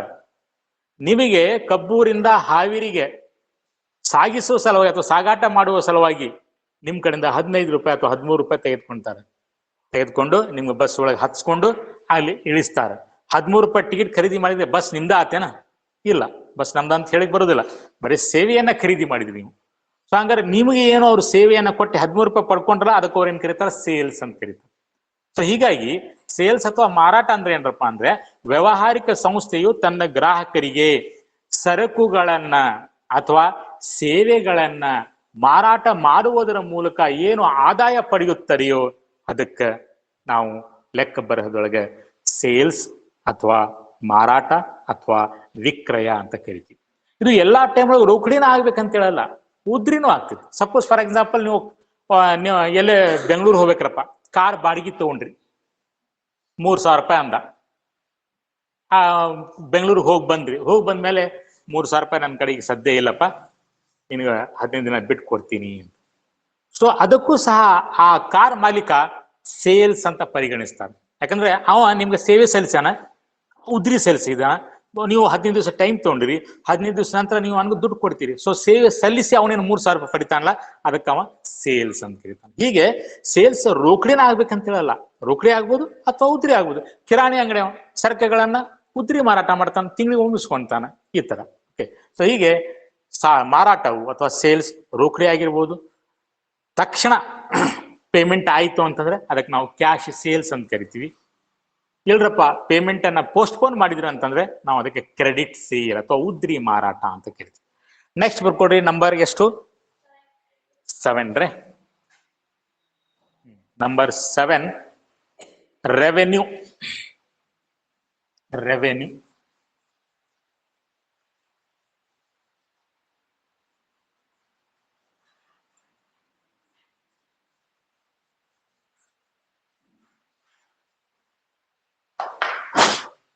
Number 7, revenue. ಕನ್ನಡದೊಳಗೆ ಕಂದಾಯ ಅಥವಾ ಆದಾಯ ಅಂತ ಕರೀತಾರೆ. ಕಂದಾಯ ಅಥವಾ ಆದಾಯ.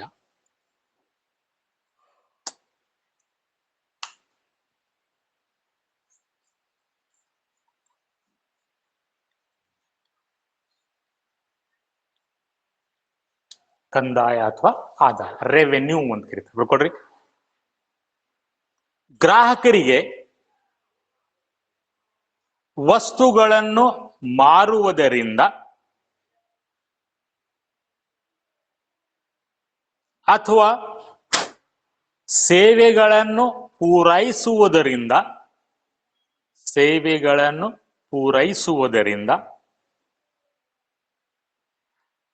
ಹಾಗೂ ಇತರೆ ಮೂಲಗಳಿಂದ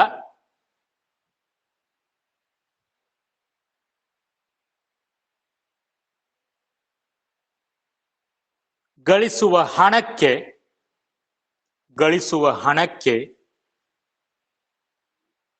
ಕಂದಾಯ ಎನ್ನುವರು. ಉದಾಹರಣೆ ಬರ್ಕೊಡ್ರಿ.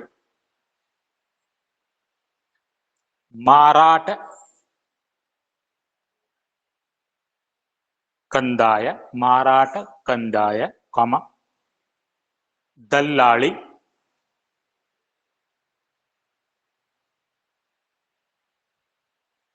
ಬಡ್ಡಿ ಕಾಮ ಲಾಭಾಂಶ,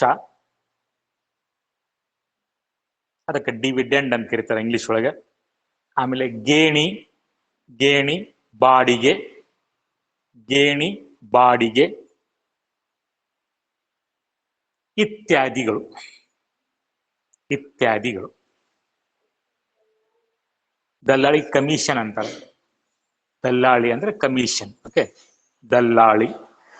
ಗೇಣಿ ಬಾಡಿಗೆ ಅಂದ್ರೆ ಲೀಸ್ ರೆಂಟ್ ಅಂತ ಕರೀತಾರೆ, ಲೀಸ್ ರೆಂಟ್ ಅಂತ ಕರೀತಾರೆ. ಓಕೆ, ನೋಡ್ರಿ. ಸೊ ಒಂದು ಕನ್ಫ್ಯೂಷನ್ ಮಾಡ್ಕೋಬೇಡ್ರಿ ಇಲ್ಲಿ ಏನಂತೇಳಿ. ಇದ್ರ ಮೇಲ್ಗಡೆ ಆರನೇದು ನಾವು ಏನ್ ನೋಡಿದ್ವಿ, ಮಾರಾಟ ಅಂತ ನೋಡಿದ್ವಿ ಅದಲ್ಲ. ಸೊ ಅಲ್ಲಿಯೂ ಸಹ ನಾವು ಸರಕು ಮತ್ತು ಸೇವೆಗಳನ್ನ ಗ್ರಾಹಕರಿಗೆ ಒದಗಿಸುವುದರ ಮೂಲಕ ಪಡೆಯುವಂತಹ ಆದಾಯ, ಆದಾಯಕ್ಕೆ ನಾವು ಮಾರಾಟ ಅಂತ ಕರಿತೀವಿ ಅಂತ ಹೇಳಿದ್ವಿ. ಸೊ ಇದು ಕಂದಾಯ, ರೆವೆನ್ಯೂ. It include sales. ಇದ್ರೊಳಗೆ ಸೇಲ್ಸ್ ಬರುತ್ತದೆ, ರೆವೆನ್ಯೂನು ಬರುತ್ತದೆ, ಸೇಲ್ಸ್ ರೆವೆನ್ಯೂನು ಬರುತ್ತದೆ, ಅಥವಾ ಮಾರಾಟವೂ ಬರುತ್ತದೆ. ಹಂಗಾರೆ ರೆವೆನ್ಯೂ ಅಂತ ಯಾರಕ್ಕೆ ಕರಿತೀವಿ? ಸಪೋಸ್ ನಿಮ್ದು ಒಂದು ವ್ಯವಹಾರಿಕ ಸಂಸ್ಥೆ ಇದೆ, ಎದರದೇ ಇರ್ಬೋದು ಅದು ವ್ಯವಹಾರಿಕ ಸಂಸ್ಥೆ. ಆ ವ್ಯವಹಾರಿಕ ಸಂಸ್ಥೆಯಿಂದ ನೀವು ಗ್ರಾಹಕರಿಗೆ ಸರಕುಗಳನ್ನ ಮಾರಾಟ ಮಾಡಿ ಏನು ಆದಾಯವನ್ನ ಪಡಿತಾರಲ್ಲ ಅದಕ್ಕೂ ನಾವು ಕಂದಾಯ ಅಂತ ಕರಿತೀವಿ. ಅಥವಾ ಸೇವೆಗಳನ್ನ ಒದಗಿಸಿ ಏನು ನೀವು ಆದಾಯವನ್ನ ಪಡಿತಿರಲ್ಲ ಅದಕ್ಕೂ ನಾವು ಕಂದಾಯ ಅಂತ ಕರಿತೀವಿ. ಅಥವಾ ಅವುಗಳನ್ನ ಹೊರತುಪಡಿಸಿ ಮತ್ತು ಇತರೆ ಮೂಲಗಳಿಂದ ನೀವು ಏನಾದ್ರೂ ಒಂದು ಗಳಿಸಿದ್ರೆ, ಆದಾಯವನ್ನ ಪಡೆದ್ರೆ ಅದಕ್ಕೆ ನಾವು ಕಂದಾಯ ಅಂತ ಕರಿತೀವಿ. ಸೊ ಹೀಗಾಗಿ ಈ ಒಂದು ಕಂದಾಯದೊಳಗೆ ಸರಕುಗಳ ಮಾರಾಟದಿಂದ ಬರುವಂತ ಮಾರಾಟ ಕಂದಾಯವೂ ಬಂತು, ಮಾರಾಟ ಆದಾಯವೂ ಬಂತು. ಅಥವಾ ಸೇವೆಗಳನ್ನ ಸಲ್ಲಿಸುವುದರ ಮೂಲಕ ನೀವೇನು ಆದಾಯ ಪಡಿತಿರಲ್ಲ ಅದು ಬಂತು. ಪ್ಲಸ್ ಇತರೆ ಮೂಲಗಳಿಂದ ನೀವು ಏನು ಆದಾಯವನ್ನ ಪಡಿತಲ್ಲ ಅದು ಬಂತು. ಇತರೆ ಮೂಲಗಳಿಂದ ಏನು, ಸಪೋಸ್ ನಿಮ್ದು ಒಂದು ರೂಮ್ ಐತಿ, ನಿಮ್ಮ ಹೋಟೆಲ್ ಮುಂದ್ಗಡೆ ಒಂದು ಸಣ್ಣ ರೂಮ್ ಐತ್ರಪ್ಪ, ನೀವು ಹೋಟೆಲ್ ಬಿಸ್ನೆಸ್ ಮಾಡ್ತಾ ಇದ್ರಿ, ಅಲ್ಲಿ ಸರಕುಗಳನ್ನ ತಯಾರು ಮಾಡಿ, ತಿಂಡಿಗಳನ್ನ ತಯಾರು ಮಾಡಿ ಮಾರಾಟ ಮಾಡ್ತಾ ಇದ್ರಿ. ಸೊ ಅದರಿಂದ ಏನ್ ದುಡ್ಡು ಬಂತಲ್ಲ ಅದು ಇದ್ರೊಳಗೆ ಬಂತು, ಅದಕ್ಕೂ ನಾವು ರೆವೆನ್ಯೂ ಅಂತ ಕರಿತೀವಿ. ಬೆಳಗಿಂದ ಹಿಡಿದು ಸಾಯಂಕಾಲವರೆಗೆ ನೀವೇನು ಇಡ್ಲಿ, ಏನಪ್ಪ ವಡಾ, ಉಪ್ಪಿಟ್ಟು, ಚಹಾ ಮಾರಾಟ ಮಾಡಿ ಏನ್ ದುಡ್ಡು ಪಡಿತಲ್ಲ ಅದು ರೆವೆನ್ಯೂನ. ಅದರ ಜೊತೆಗೆ ಮತ್ತೆ ಏನಾದ್ರೂ ನೀವು ಸೇವೆಯನ್ನ ಸಲ್ಲಿಸ್ತಾ ಇದ್ದೀರಿ ಇಲ್ಲ ಅಂತ, ಆ ಸೇವೆ ಸಲ್ಲಿಸಿ ನೀವು ಏನ್ ಹಣ ಪಡಿತಾರಲ್ಲ ಅದು ರೆವೆನ್ಯೂ ಒಳಗೆ ಬಂದು. ಸಪೋಸ್ ನಿಮ್ದು ಕಾರ್ ಐತಿ ಅಂತ ತಿಳ್ಕೊಡಪ್ಪ, ಬಂದು ಆ ಕಾರ್ ಬಾಡಿಗೆ ಕೊಡ್ತೀರಿ. ಈ ಕಡೆ ಹೋಟೆಲ್ ಬಿಸ್ನೆಸ್ ಆದ್ರೆ ಕಾರ್ ಐತಿ, ಕಾರ್ ಬಾಡಿಗೆ ಮೇಲೆ ಕೊಡ್ತೀವಿ. ಸೊ ಸೇವೆಯನ್ನ ಸಲ್ಲಿಸಿ ದುಡ್ಡನ್ನ ಪಡಿತಾರೆ, ಅದು ರೆವೆನ್ಯೂ ಒಳಗೆ ಬಂತು. ಆದ್ರೆ ಮತ್ ಇತರೆ ಮೂಲಗಳು ಅಂದ್ರೆ ಏನು, ಸಪೋಸ್ ಆ ನಿಮ್ಮ ಹೋಟೆಲ್ ಮುಂದ್ಗಡೆ ಒಂದು ಸಣ್ಣ ರೂಮ್ ಇದೆ, ಆ ರೂಮನ್ನ ಬಾಡಿಗೆ ಕೊಟ್ಟಿರಿ. ಅಲ್ಲಿ ಒಬ್ಬ ಪಾನ್ ಬೇಡ ಅಂಗಡಿ ಇಟ್ಟಾನ, ಅವತ್ತು ತಿಂಗಳ ನಿಮ್ಗೆ 5,000 ರೂಪಾಯಿ ಬಾಡಿಗೆ ಕೊಡ್ತಾನೆ. ಆ ಬಾಡಿಗೆಗೂ ನಾವು ರೆವೆನ್ಯೂ ಒಳಗೆ ಸೇರಿಸ್ತೀವಿ, ಅದಕ್ಕೊಂದು ಕಂದಾಯ. ಸೊ ಹೀಗೆ ಒಂದು ವ್ಯವಹಾರಿಕ ಸಂಸ್ಥೆಗೆ ಸರಕುಗಳನ್ನ ಮಾರಾಟ ಮಾಡುವುದರ ಮೂಲಕ ಕಂದಾಯ ಗಳಿಸಬಹುದು, ಸೇವೆಯನ್ನ ಸಲ್ಲಿಸುವುದರ ಮೂಲಕ ಮತ್ತು ಇತರೆ ಮೂಲಗಳಿಂದ. ಇತರೆ ಮೂಲಗಳಿಂದ ಅಂತಂದ್ರೆ ತಮ್ಮ ರೂಮ್ ಅನ್ನ, ಬಿಲ್ಡಿಂಗ್ ಅನ್ನ ಬಾಡಿಗೆ ಕೊಡುವುದು. ಅಥವಾ ಸಪೋಸ್ ಕಮಿಷನ್ ಬಿಸ್ನೆಸ್ ಮಾಡ್ತಾರೆ ಕೆಲವೊಬ್ರು, ಸೈಟ್ಸ್ ಗಳನ್ನ, ಮನೆಗಳನ್ನ ಮಾರಾಟ ಮಾಡಿಸ್ತಾರ, ಅದಕ್ಕಾಗಿ ಕಮಿಷನ್ ತಗೊಂತಾರ. ಸೊ ಅವು ಎಲ್ಲ ಇತರೆ ಮೂಲಗಳಿಂದ ಬರ್ತವೆ. ಸೊ ಹೀಗಾಗಿ ರೆವೆನ್ಯೂ ಅನ್ನುವಂತಹ ಪರಿಕಲ್ಪನೆ ಒಂದು ವಿಶಾಲವಾದಂತಹ ಪರಿಕಲ್ಪನೆ, ಇದು ಒಂದು ದೊಡ್ಡ ಪದ. ಇದ್ರೊಳಗೆ ಸೇಲ್ಸ್ ಇನ್ಕ್ಲೂಡ್ ಆಗಿದೆ. ಇಟ್ ಇನ್ಕ್ಲೂಡ್ಸ್ ದ ಸೇಲ್ಸ್, ಅಂದ್ರೆ ಸೇಲ್ಸ್ ಬಂದಂತಹ ರೆವೆನ್ಯೂ ಪ್ಲಸ್ ಇತರೆ ಮೂಲಗಳಿಂದ ಬಂದಂತಹ ರೆವೆನ್ಯೂ ಎರಡೂ ಸೇರಿಸಿ ನಾವು ಏನ್ ಕರಿತೀವಪ್ಪ ಅಂದ್ರೆ ಒಂದು ಸಂಸ್ಥೆಯ ರೆವೆನ್ಯೂ, ಅಥವಾ ಒಂದು ಸಂಸ್ಥೆಯ ಆದಾಯ, ಅಥವಾ ಒಂದು ಸಂಸ್ಥೆಯ ಕಂದಾಯ. ಸಪೋಸ್ ಆ ಹೋಟೆಲ್ ಒಳಗೆ ನಿಮ್ಗೆ 1 ಲಕ್ಷ ರೂಪಾಯಿ ಐಡಲ್ ಕ್ಯಾಶ್ ಉಳಿದಿತ್ರಪ್ಪ, ಹಂಗೆ ಅಂತ ತಗೊಂಡೋಗಿ ಬ್ಯಾಂಕ್ ಒಳಗೆ ಬಡ್ಡಿ FD ಇಡ್ತೀರಿ, ಅದರಿಂದ ಬಡ್ಡಿ ಬರ್ತಿತ್ತು. ಸೊ ಆ ಬಡ್ಡಿಗೂ ಸಹ ಏನ್ ಕರಿತೀವಿ, ರೆವೆನ್ಯೂ ಅಂತ ಕರಿತೀವಿ. ನೋಡ್ರಿ, ಈಗ ಹೋಟೆಲ್ ಒಳಗೆ ತಿಂಡಿಗಳನ್ನ ತಯಾರು ಮಾಡಿ ಮಾರಾಟ ಮಾಡಿ ಏನ್ ಹಣ ಪಡಿತಾರಲ್ಲ ಅದು ಒಂದು ರೆವೆನ್ಯೂ ಪ್ರಕಾರ. ಅತ್ರೆ ಒಂದು ಕಾರ್ ಇದೆ, ಬಾಡಿಗೆ ಕೊಟ್ಟು ಏನ್ ದುಡ್ಡು ಪಡಿತಿರಲ್ಲ ಅದು ಒಂದು ರೆವೆನ್ಯೂ ಅಥವಾ ಆದಾಯದ ಪ್ರಕಾರ. ಹೊರಗಡೆ ಒಂದು ರೂಮ್ ಇದೆ, ಅದನ್ನ ಬಾಡಿಗೆ ಕೊಟ್ಟು ಬಾಡಿಗೆ ಪಡಿತಾ ಇದ್ರಿ, ಅದು ಒಂದು ಆದಾಯದ ಪ್ರಕಾರ. ಆಮೇಲೆ ನಿಮ್ ಕಡೆ 1 ಲಕ್ಷ ರೂಪಾಯಿ ಕ್ಯಾಶ್ ಹಾಗೆ ಉಳಿದಿದೆ, ಅದನ್ನ ಹೋಗಿ ಬ್ಯಾಂಕ್ ಒಳಗೆ FD ಇಡ್ಡಿ ಬಡ್ಡಿ ಪಡಿತಾ ಇದ್ರಿ, ಅದು ಸಹ ರೆವೆನ್ಯೂ ಒಂದು ಭಾಗ. ಅಂದ್ರೆ ರೆವೆನ್ಯೂ ದೊಡ್ಡ ಟರ್ಮ್ ಆತ, ಹೌದಲ್ಲ. So revenue is a wider concept ಅಂತ, sales is a narrow concept. ಅದು ಸಂಕುಚಿತ ಪದ, ಸಂಕುಚಿತ ಪರಿಕಲ್ಪನೆ. ಅಲ್ಲಿ ಸೇಲ್ಸ್ ಅಂದ್ರೆ ಏನಪ್ಪಾ ಅಂದ್ರೆ ಕೇವಲ ಸರಕುಗಳನ್ನ ಮತ್ತು ಸೇವೆಗಳನ್ನ ಮಾರಾಟ ಮಾಡುವುದರ ಮೂಲಕ ಪಡೆಯುವಂತಹ ಆದಾಯ. ಆದ್ರೆ ರೆವೆನ್ಯೂ ಅಂದ್ರೆ ಏನಪ್ಪಾ ಅಂದ್ರೆ ಸರಕುಗಳನ್ನ ಮಾರಾಟ ಮಾಡುವುದರ ಮೂಲಕ, ಸೇವೆಗಳನ್ನ ಸಲ್ಲಿಸುವುದರ ಮೂಲಕ ಮತ್ತು ಇತರೆ ಮೂಲಗಳಿಂದ ಏನೇನು ನಾವು ಗಳಿಕೆಯನ್ನ ಗಳಿಸ್ತೇವಲ್ಲ ಅವು ಎಲ್ಲಾ ಸೇರಿ ನಾವೇನ್ ಕರಿತೀವಿ, ರೆವೆನ್ಯೂ ಅಥವಾ ಕಂದಾಯ ಅಂತ ಕರಿತೀವಿ. ಓಕೆ, ನೆಕ್ಸ್ಟ್ ಬರ್ಕೊಡ್ರಿ, ಖರ್ಚು. ಖರ್ಚು. Expenses, expenses. ಒಮ್ಮೆ ಕನ್ನಡ ಮತ್ ಬರಾಕ್ತಿವಿ, ಒಮ್ಮೆ ಇಂಗ್ಲಿಷ್ ಮತ್ ಬರಾಕ್ತಿವಿ, ಎರಡು ಮಿಕ್ಸ್ ಆಗ್ತಾವಲ್ಲ. ಎಕ್ಸ್ಪೆನ್ಸಿಸ್ ಬರ್ಕೊಡ್ರಿ. ಆದಾಯ ಗಳಿಸುವ ಪ್ರಕ್ರಿಯೆಯಲ್ಲಿ, ಆದಾಯ ಗಳಿಸುವ ಪ್ರಕ್ರಿಯೆಯಲ್ಲಿ ಒಂದು ವ್ಯಾಪಾರಿ ಸಂಸ್ಥೆ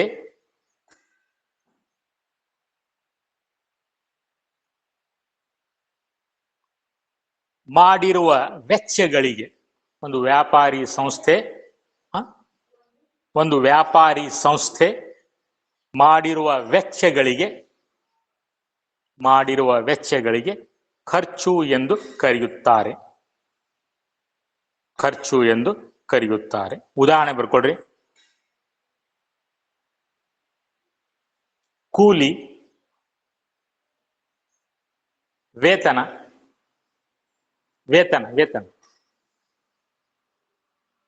ಬಡ್ಡಿ, ಬಾಡಿಗೆ ಪಾವತಿ, ಸವಕಳಿ, ದೂರವಾಣಿ ವೆಚ್ಚ ಇತ್ಯಾದಿ.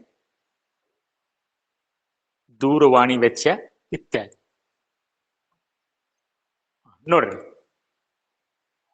ಈಗ ನೀವು ನಿಮ್ಮ ಸಂಸ್ಥೆಗೆ ಆದಾಯವನ್ನ ಪಡಿಬೇಕಾದ್ರೆ, ಆದಾಯ ಪಡೆಯುವ ಸಲುವಾಗಿ ಸಂಸ್ಥೆಯನ್ನ ಪ್ರಾರಂಭ ಮಾಡಿರ್ತೀರಿ, ವ್ಯಾವಹಾರಿಕ ಸಂಸ್ಥೆಯನ್ನ ಸ್ಥಾಪನೆ ಮಾಡಿರ್ತೀರಲ್ಲ.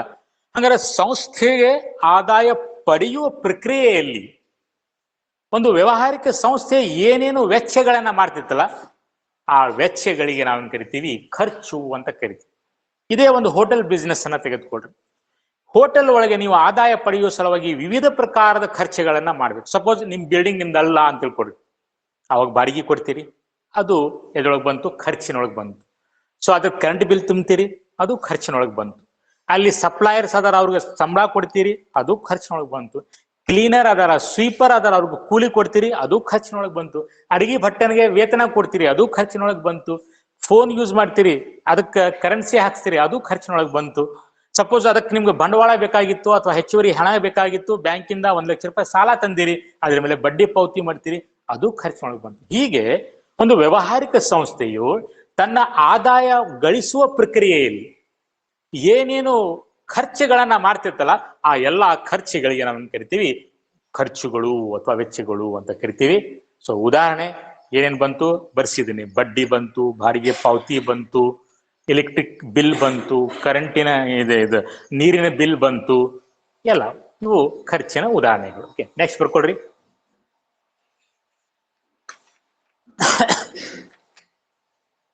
ವೆಚ್ಚ.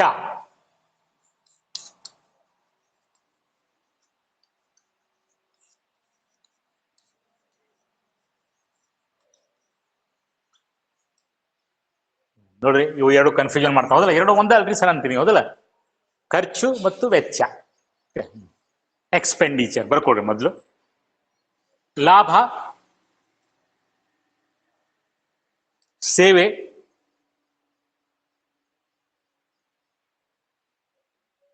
ಅಥವಾ ಆಸ್ತಿಯನ್ನು ಪಡೆದದ್ದಕ್ಕಾಗಿ ಭರಿಸಲಾಗುವ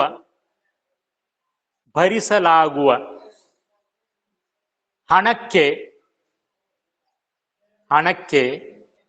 ವೆಚ್ಚವೆನ್ನುವರು. ಭರಿಸಲಾಗುವ ಹಣಕ್ಕೆ ವೆಚ್ಚವೆನ್ನುವರು.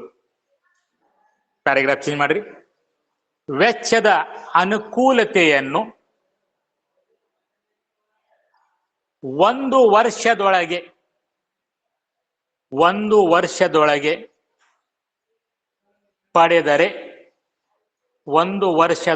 ಪಡೆದರೆ ಇದನ್ನು ಖರ್ಚು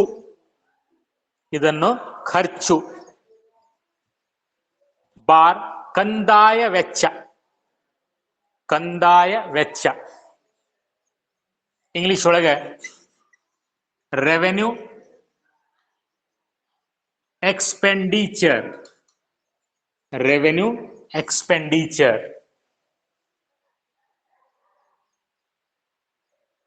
ಇನ್ನೊಂದು ಕಡೆಯಿಂದ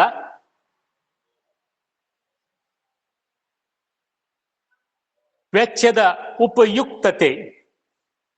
ವೆಚ್ಚದ ಉಪಯುಕ್ತತೆ ಒಂದು ವರ್ಷದ ನಂತರವೂ ಪಡೆದರೆ ಇದನ್ನು ಆಸ್ತಿ ಬಾರ್ ಬಂಡವಾಳ ವೆಚ್ಚ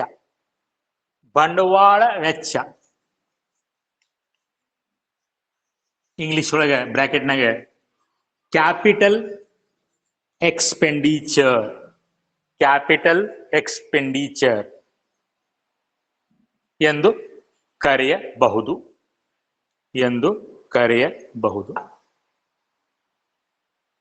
ನೋಡಿ, ಸ್ವಲ್ಪ ಇದು ಕನ್ಫ್ಯೂಷನ್ ಆಗ್ತದೆ ನೋಡ್ರಿ.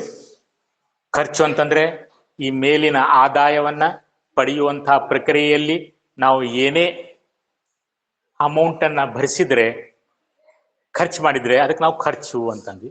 ಇನ್ನು ವೆಚ್ಚ ಅಂದ್ರೆ ಏನಪ್ಪ ಅಂದ್ರೆ ಈ ಖರ್ಚುಕ್ಕಿಂತ ಸ್ವಲ್ಪ ದೊಡ್ಡ ಪದ, ವಿಶಾಲವಾದಂಥ ಪದ. ಈ ವೆಚ್ಚದಾಗ ಖರ್ಚು ಬಂತು. ಇಲ್ಲಿ ನೋಡ್ರಿ, ರೆವೆನ್ಯೂ ಎಕ್ಸ್ಪೆಂಡಿಚರ್ ಅಂತ ಬರ್ತೀವಲ್ಲ, revenue expenditure is nothing but expenses. Revenue ಎಕ್ಸ್ಪೆಂಡಿಚರ್ಗೆ ನಾವು ಏನ್ ಕರಿತೀವಿ, ಇನ್ನೊಂದು ಮಾತಿನಲ್ಲಿ ಖರ್ಚು ಅಥವಾ ಎಕ್ಸ್ಪೆನ್ಸಿಸ್ ಅಂತ ಕರಿತೀವಿ.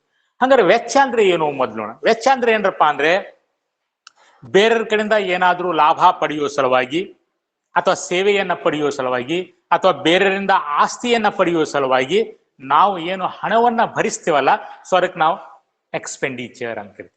ಲಾಭ ಪಡೆದಿದ್ದಕ್ಕಾಗಿ ನಾವು ಏನಾದ್ರೂ ದುಡ್ಡು ಕೊಟ್ರೆ, ಅಥವಾ ಸೇವೆಯನ್ನ ಪಡೆದಿದ್ದಕ್ಕಾಗಿ ಏನಾದ್ರೂ ದುಡ್ಡು ಕೊಟ್ರೆ, ಅಥವಾ ಆಸ್ತಿಯನ್ನ ಪಡೆದಿದ್ದಕ್ಕಾಗಿ ನಾವು ಏನಾದ್ರೂ ದುಡ್ಡು ಕೊಟ್ರೆ, ಸೊ ಅದಕ್ಕೆ ನಾವೇನ್ ಕರಿತೀವಿ, ವೆಚ್ಚ ಅಥವಾ ಎಕ್ಸ್ಪೆಂಡಿಚರ್ ಅಂತ ಕರಿತೀವಿ. ಇಷ್ಟೇ ನೆನಪಿಟ್ಕೊಳ್ಳಿ ಸಾಕು. ಲಾಭ ಪಡೆದಿದ್ದಕ್ಕಾಗಿ, ಸೇವೆ ಪಡೆದಿದ್ದಕ್ಕಾಗಿ, ಅಥವಾ ಆಸ್ತಿ ಪಡೆದಿದ್ದಕ್ಕಾಗಿ ನಾವು ಯಾರಿಗಾದ್ರೂ ದುಡ್ಡನ್ನ ಭರಣ ಮಾಡಿದ್ರೆ ಅದಕ್ಕೆ ನಾವು ಎಕ್ಸ್ಪೆಂಡಿಚರ್ ಅಂತ ಕರಿತೀವಿ. ಇನ್ನು ಮುಂದೆ ಮತ್ತೆ ಅದನ್ನ ವಿಶ್ಲೇಷಣೆ ಮಾಡೋಣ. ಏನಂತೀವಿ, ಒಂದು ವೇಳೆ ನಾವೇನು ಎಕ್ಸ್ಪೆಂಡಿಚರ್ ಅಥವಾ ವೆಚ್ಚವನ್ನ ಮಾಡ್ತೀವಲ್ಲ, ಆ ವೆಚ್ಚದಿಂದ ಬರುವಂತ ಅನುಕೂಲತೆಗಳು ಅಥವಾ ಪ್ರಯೋಜನಗಳು ಒಂದು ವರ್ಷ ಅವಧಿ ಒಳಗಾಗಿ ಮುಗಿದು ಹೋಯಿತು ಅಂತಂದ್ರೆ ಅದಕ್ಕೆ ನಾವೇನ್ ಕರಿತೀವಿ, ರೆವೆನ್ಯೂ ಎಕ್ಸ್ಪೆಂಡಿಚರ್ ಅಂತ, ಅಥವಾ ಕಂದಾಯ ವೆಚ್ಚ ಅಂತ ಕರಿತೀವಿ. ರೆವೆನ್ಯೂ ಒಂದು ವರ್ಷ ಮುಗಿದು ಹೋಗ್ಬಿಡು. ಇಲ್ಲ, ಒಂದು ವರ್ಷಕ್ಕಿಂತ ಜಾಸ್ತಿ ಅವಧಿಯಲ್ಲಿ ನಾವು ಅದರಿಂದ ಅನುಕೂಲತೆಯನ್ನ ಪಡೆದ್ರೆ ಅದಕ್ಕೆ ನಾವು ಅಸೆಟ್ ಅಥವಾ ಕ್ಯಾಪಿಟಲ್ ಎಕ್ಸ್ಪೆಂಡಿಚರ್ ಅಂತ. ಉದಾಹರಣೆಗೆ, ಸಂಬಳ ಕೊಟ್ರೆ, ಸಾಮಾನ್ಯವಾಗಿ ಒಂದು ತಿಂಗಳ ಸಂಬಳ ಕೊಡ್ತೀರಿ ನೀವು. ಮೊದಲ ಒಂದ್ ತಿಂಗಳ ಸಂಬಳ ಕೊಟ್ರಿ ಅಂತಾರೆ, ಒಂದ್ ತಿಂಗಳಕ್ಕಾಗಿ ಮಾತ್ರ ನೀವು ಪ್ರಯೋಜನವನ್ನ ಪಡಿಬಹುದು. ಒಂದ್ ತಿಂಗಳ ಸಂಬಳ ಕೊಟ್ಟು 10 ವರ್ಷ ಸೇವೆಯನ್ನು ಪಡೆಯಕ್ಕಾಗುತ್ತೇನ? ಇಲ್ಲ. ಸೊ ಅಲ್ಲಿ ನೀವು ಎಷ್ಟು ಹಣ ಕೊಡಾಕ್ತಿರಲ್ಲ, ಒಂದ್ ತಿಂಗಳ ಸಂಬಳ, ಬರೇ 1 ತಿಂಗಳ ಸೇವೆಯನ್ನ ಮಾತ್ರ ಪಡಿತಾ ಇದ್ರಿ. 1 ವರ್ಷ ಅವಧಿ ಒಳಗಾಗಿ ಅದರಿಂದ ಪಡೆಯುವಂತಹ ಪ್ರಯೋಜನ ಮುಗಿತಾ ಇದೆ. ಸೊ ಅದಕ್ಕಾಗಿ ಅಂತ ಖರ್ಚುಗಳಿಗೆ ನಾವೇನ್ ಕರಿತೀವಿ, ರೆವೆನ್ಯೂ ಎಕ್ಸ್ಪೆಂಡಿಚರ್ ಅಂತ ಕರಿತೀವಿ, ಅಥವಾ ಕಂದಾಯ ವೆಚ್ಚಗಳು ಅಂತ. ಇನ್ನು ಕೆಲವೊಂದ್ ಕಡೆ ನಾವು ಹೆಂಗ್ ಖರ್ಚು ಮಾಡ್ತೀವರಪ್ಪ ಅಂತಂದ್ರೆ, ಆ ಖರ್ಚಿನಿಂದ ಬರುವಂತ ಪ್ರಯೋಜನ ಒಂದಕ್ಕಿಂತ ಜಾಸ್ತಿ ಅವಧಿಯೇ, 1 ವರ್ಷಕ್ಕಿಂತ ಜಾಸ್ತಿ ಅವಧಿಯಲ್ಲಿ ನಾವು ಪಡಿತೀವಿ. ಉದಾಹರಣೆಗೆ, ಸಪೋಸ್ ಒಂದು ಜೆರಾಕ್ಸ್ ಮಷೀನ್ ಅನ್ನ ಖರೀದಿ ಮಾಡಿದ್ರಿ, ಸೊ ಅದರಿಂದ ನೀವು ಪ್ರಯೋಜನ 10 ವರ್ಷ ಯೂಸ್ ಮಾಡ್ತೀವಿ. ಸೊ ಅಂತ ಖರ್ಚುಗಳಿಗೆ ನಾವೇನ್ ಕರಿತೀವಿ, ಆಸ್ತಿ ಅಥವಾ ಕ್ಯಾಪಿಟಲ್ ಎಕ್ಸ್ಪೆಂಡಿಚರ್ ಅಂತ ಕರಿತೀವಿ. ಸೊ ಇದರ ಬಗ್ಗೆ ಜಾಸ್ತಿ ತಲೆ ಕೆಡಿಸ್ಕೋಬೇಡಿ, ಇಷ್ಟ ಸಾಕು. ಓಕೆ, ಮುಂದೆ ನೀವು ಬರ್ತಾ ನಿಮ್ಗೆಲ್ಲ ಕ್ಲಿಯರ್ ಆಗ್ತಾವ. ಮುಂದಿನ ಟರ್ಮ್ಸ್ ಗಳನ್ನ ಎಲ್ಲ ನಾವು ಮುಂದಿನ ಕ್ಲಾಸ್ ಒಳಗೆ ನೋಡೋಣ.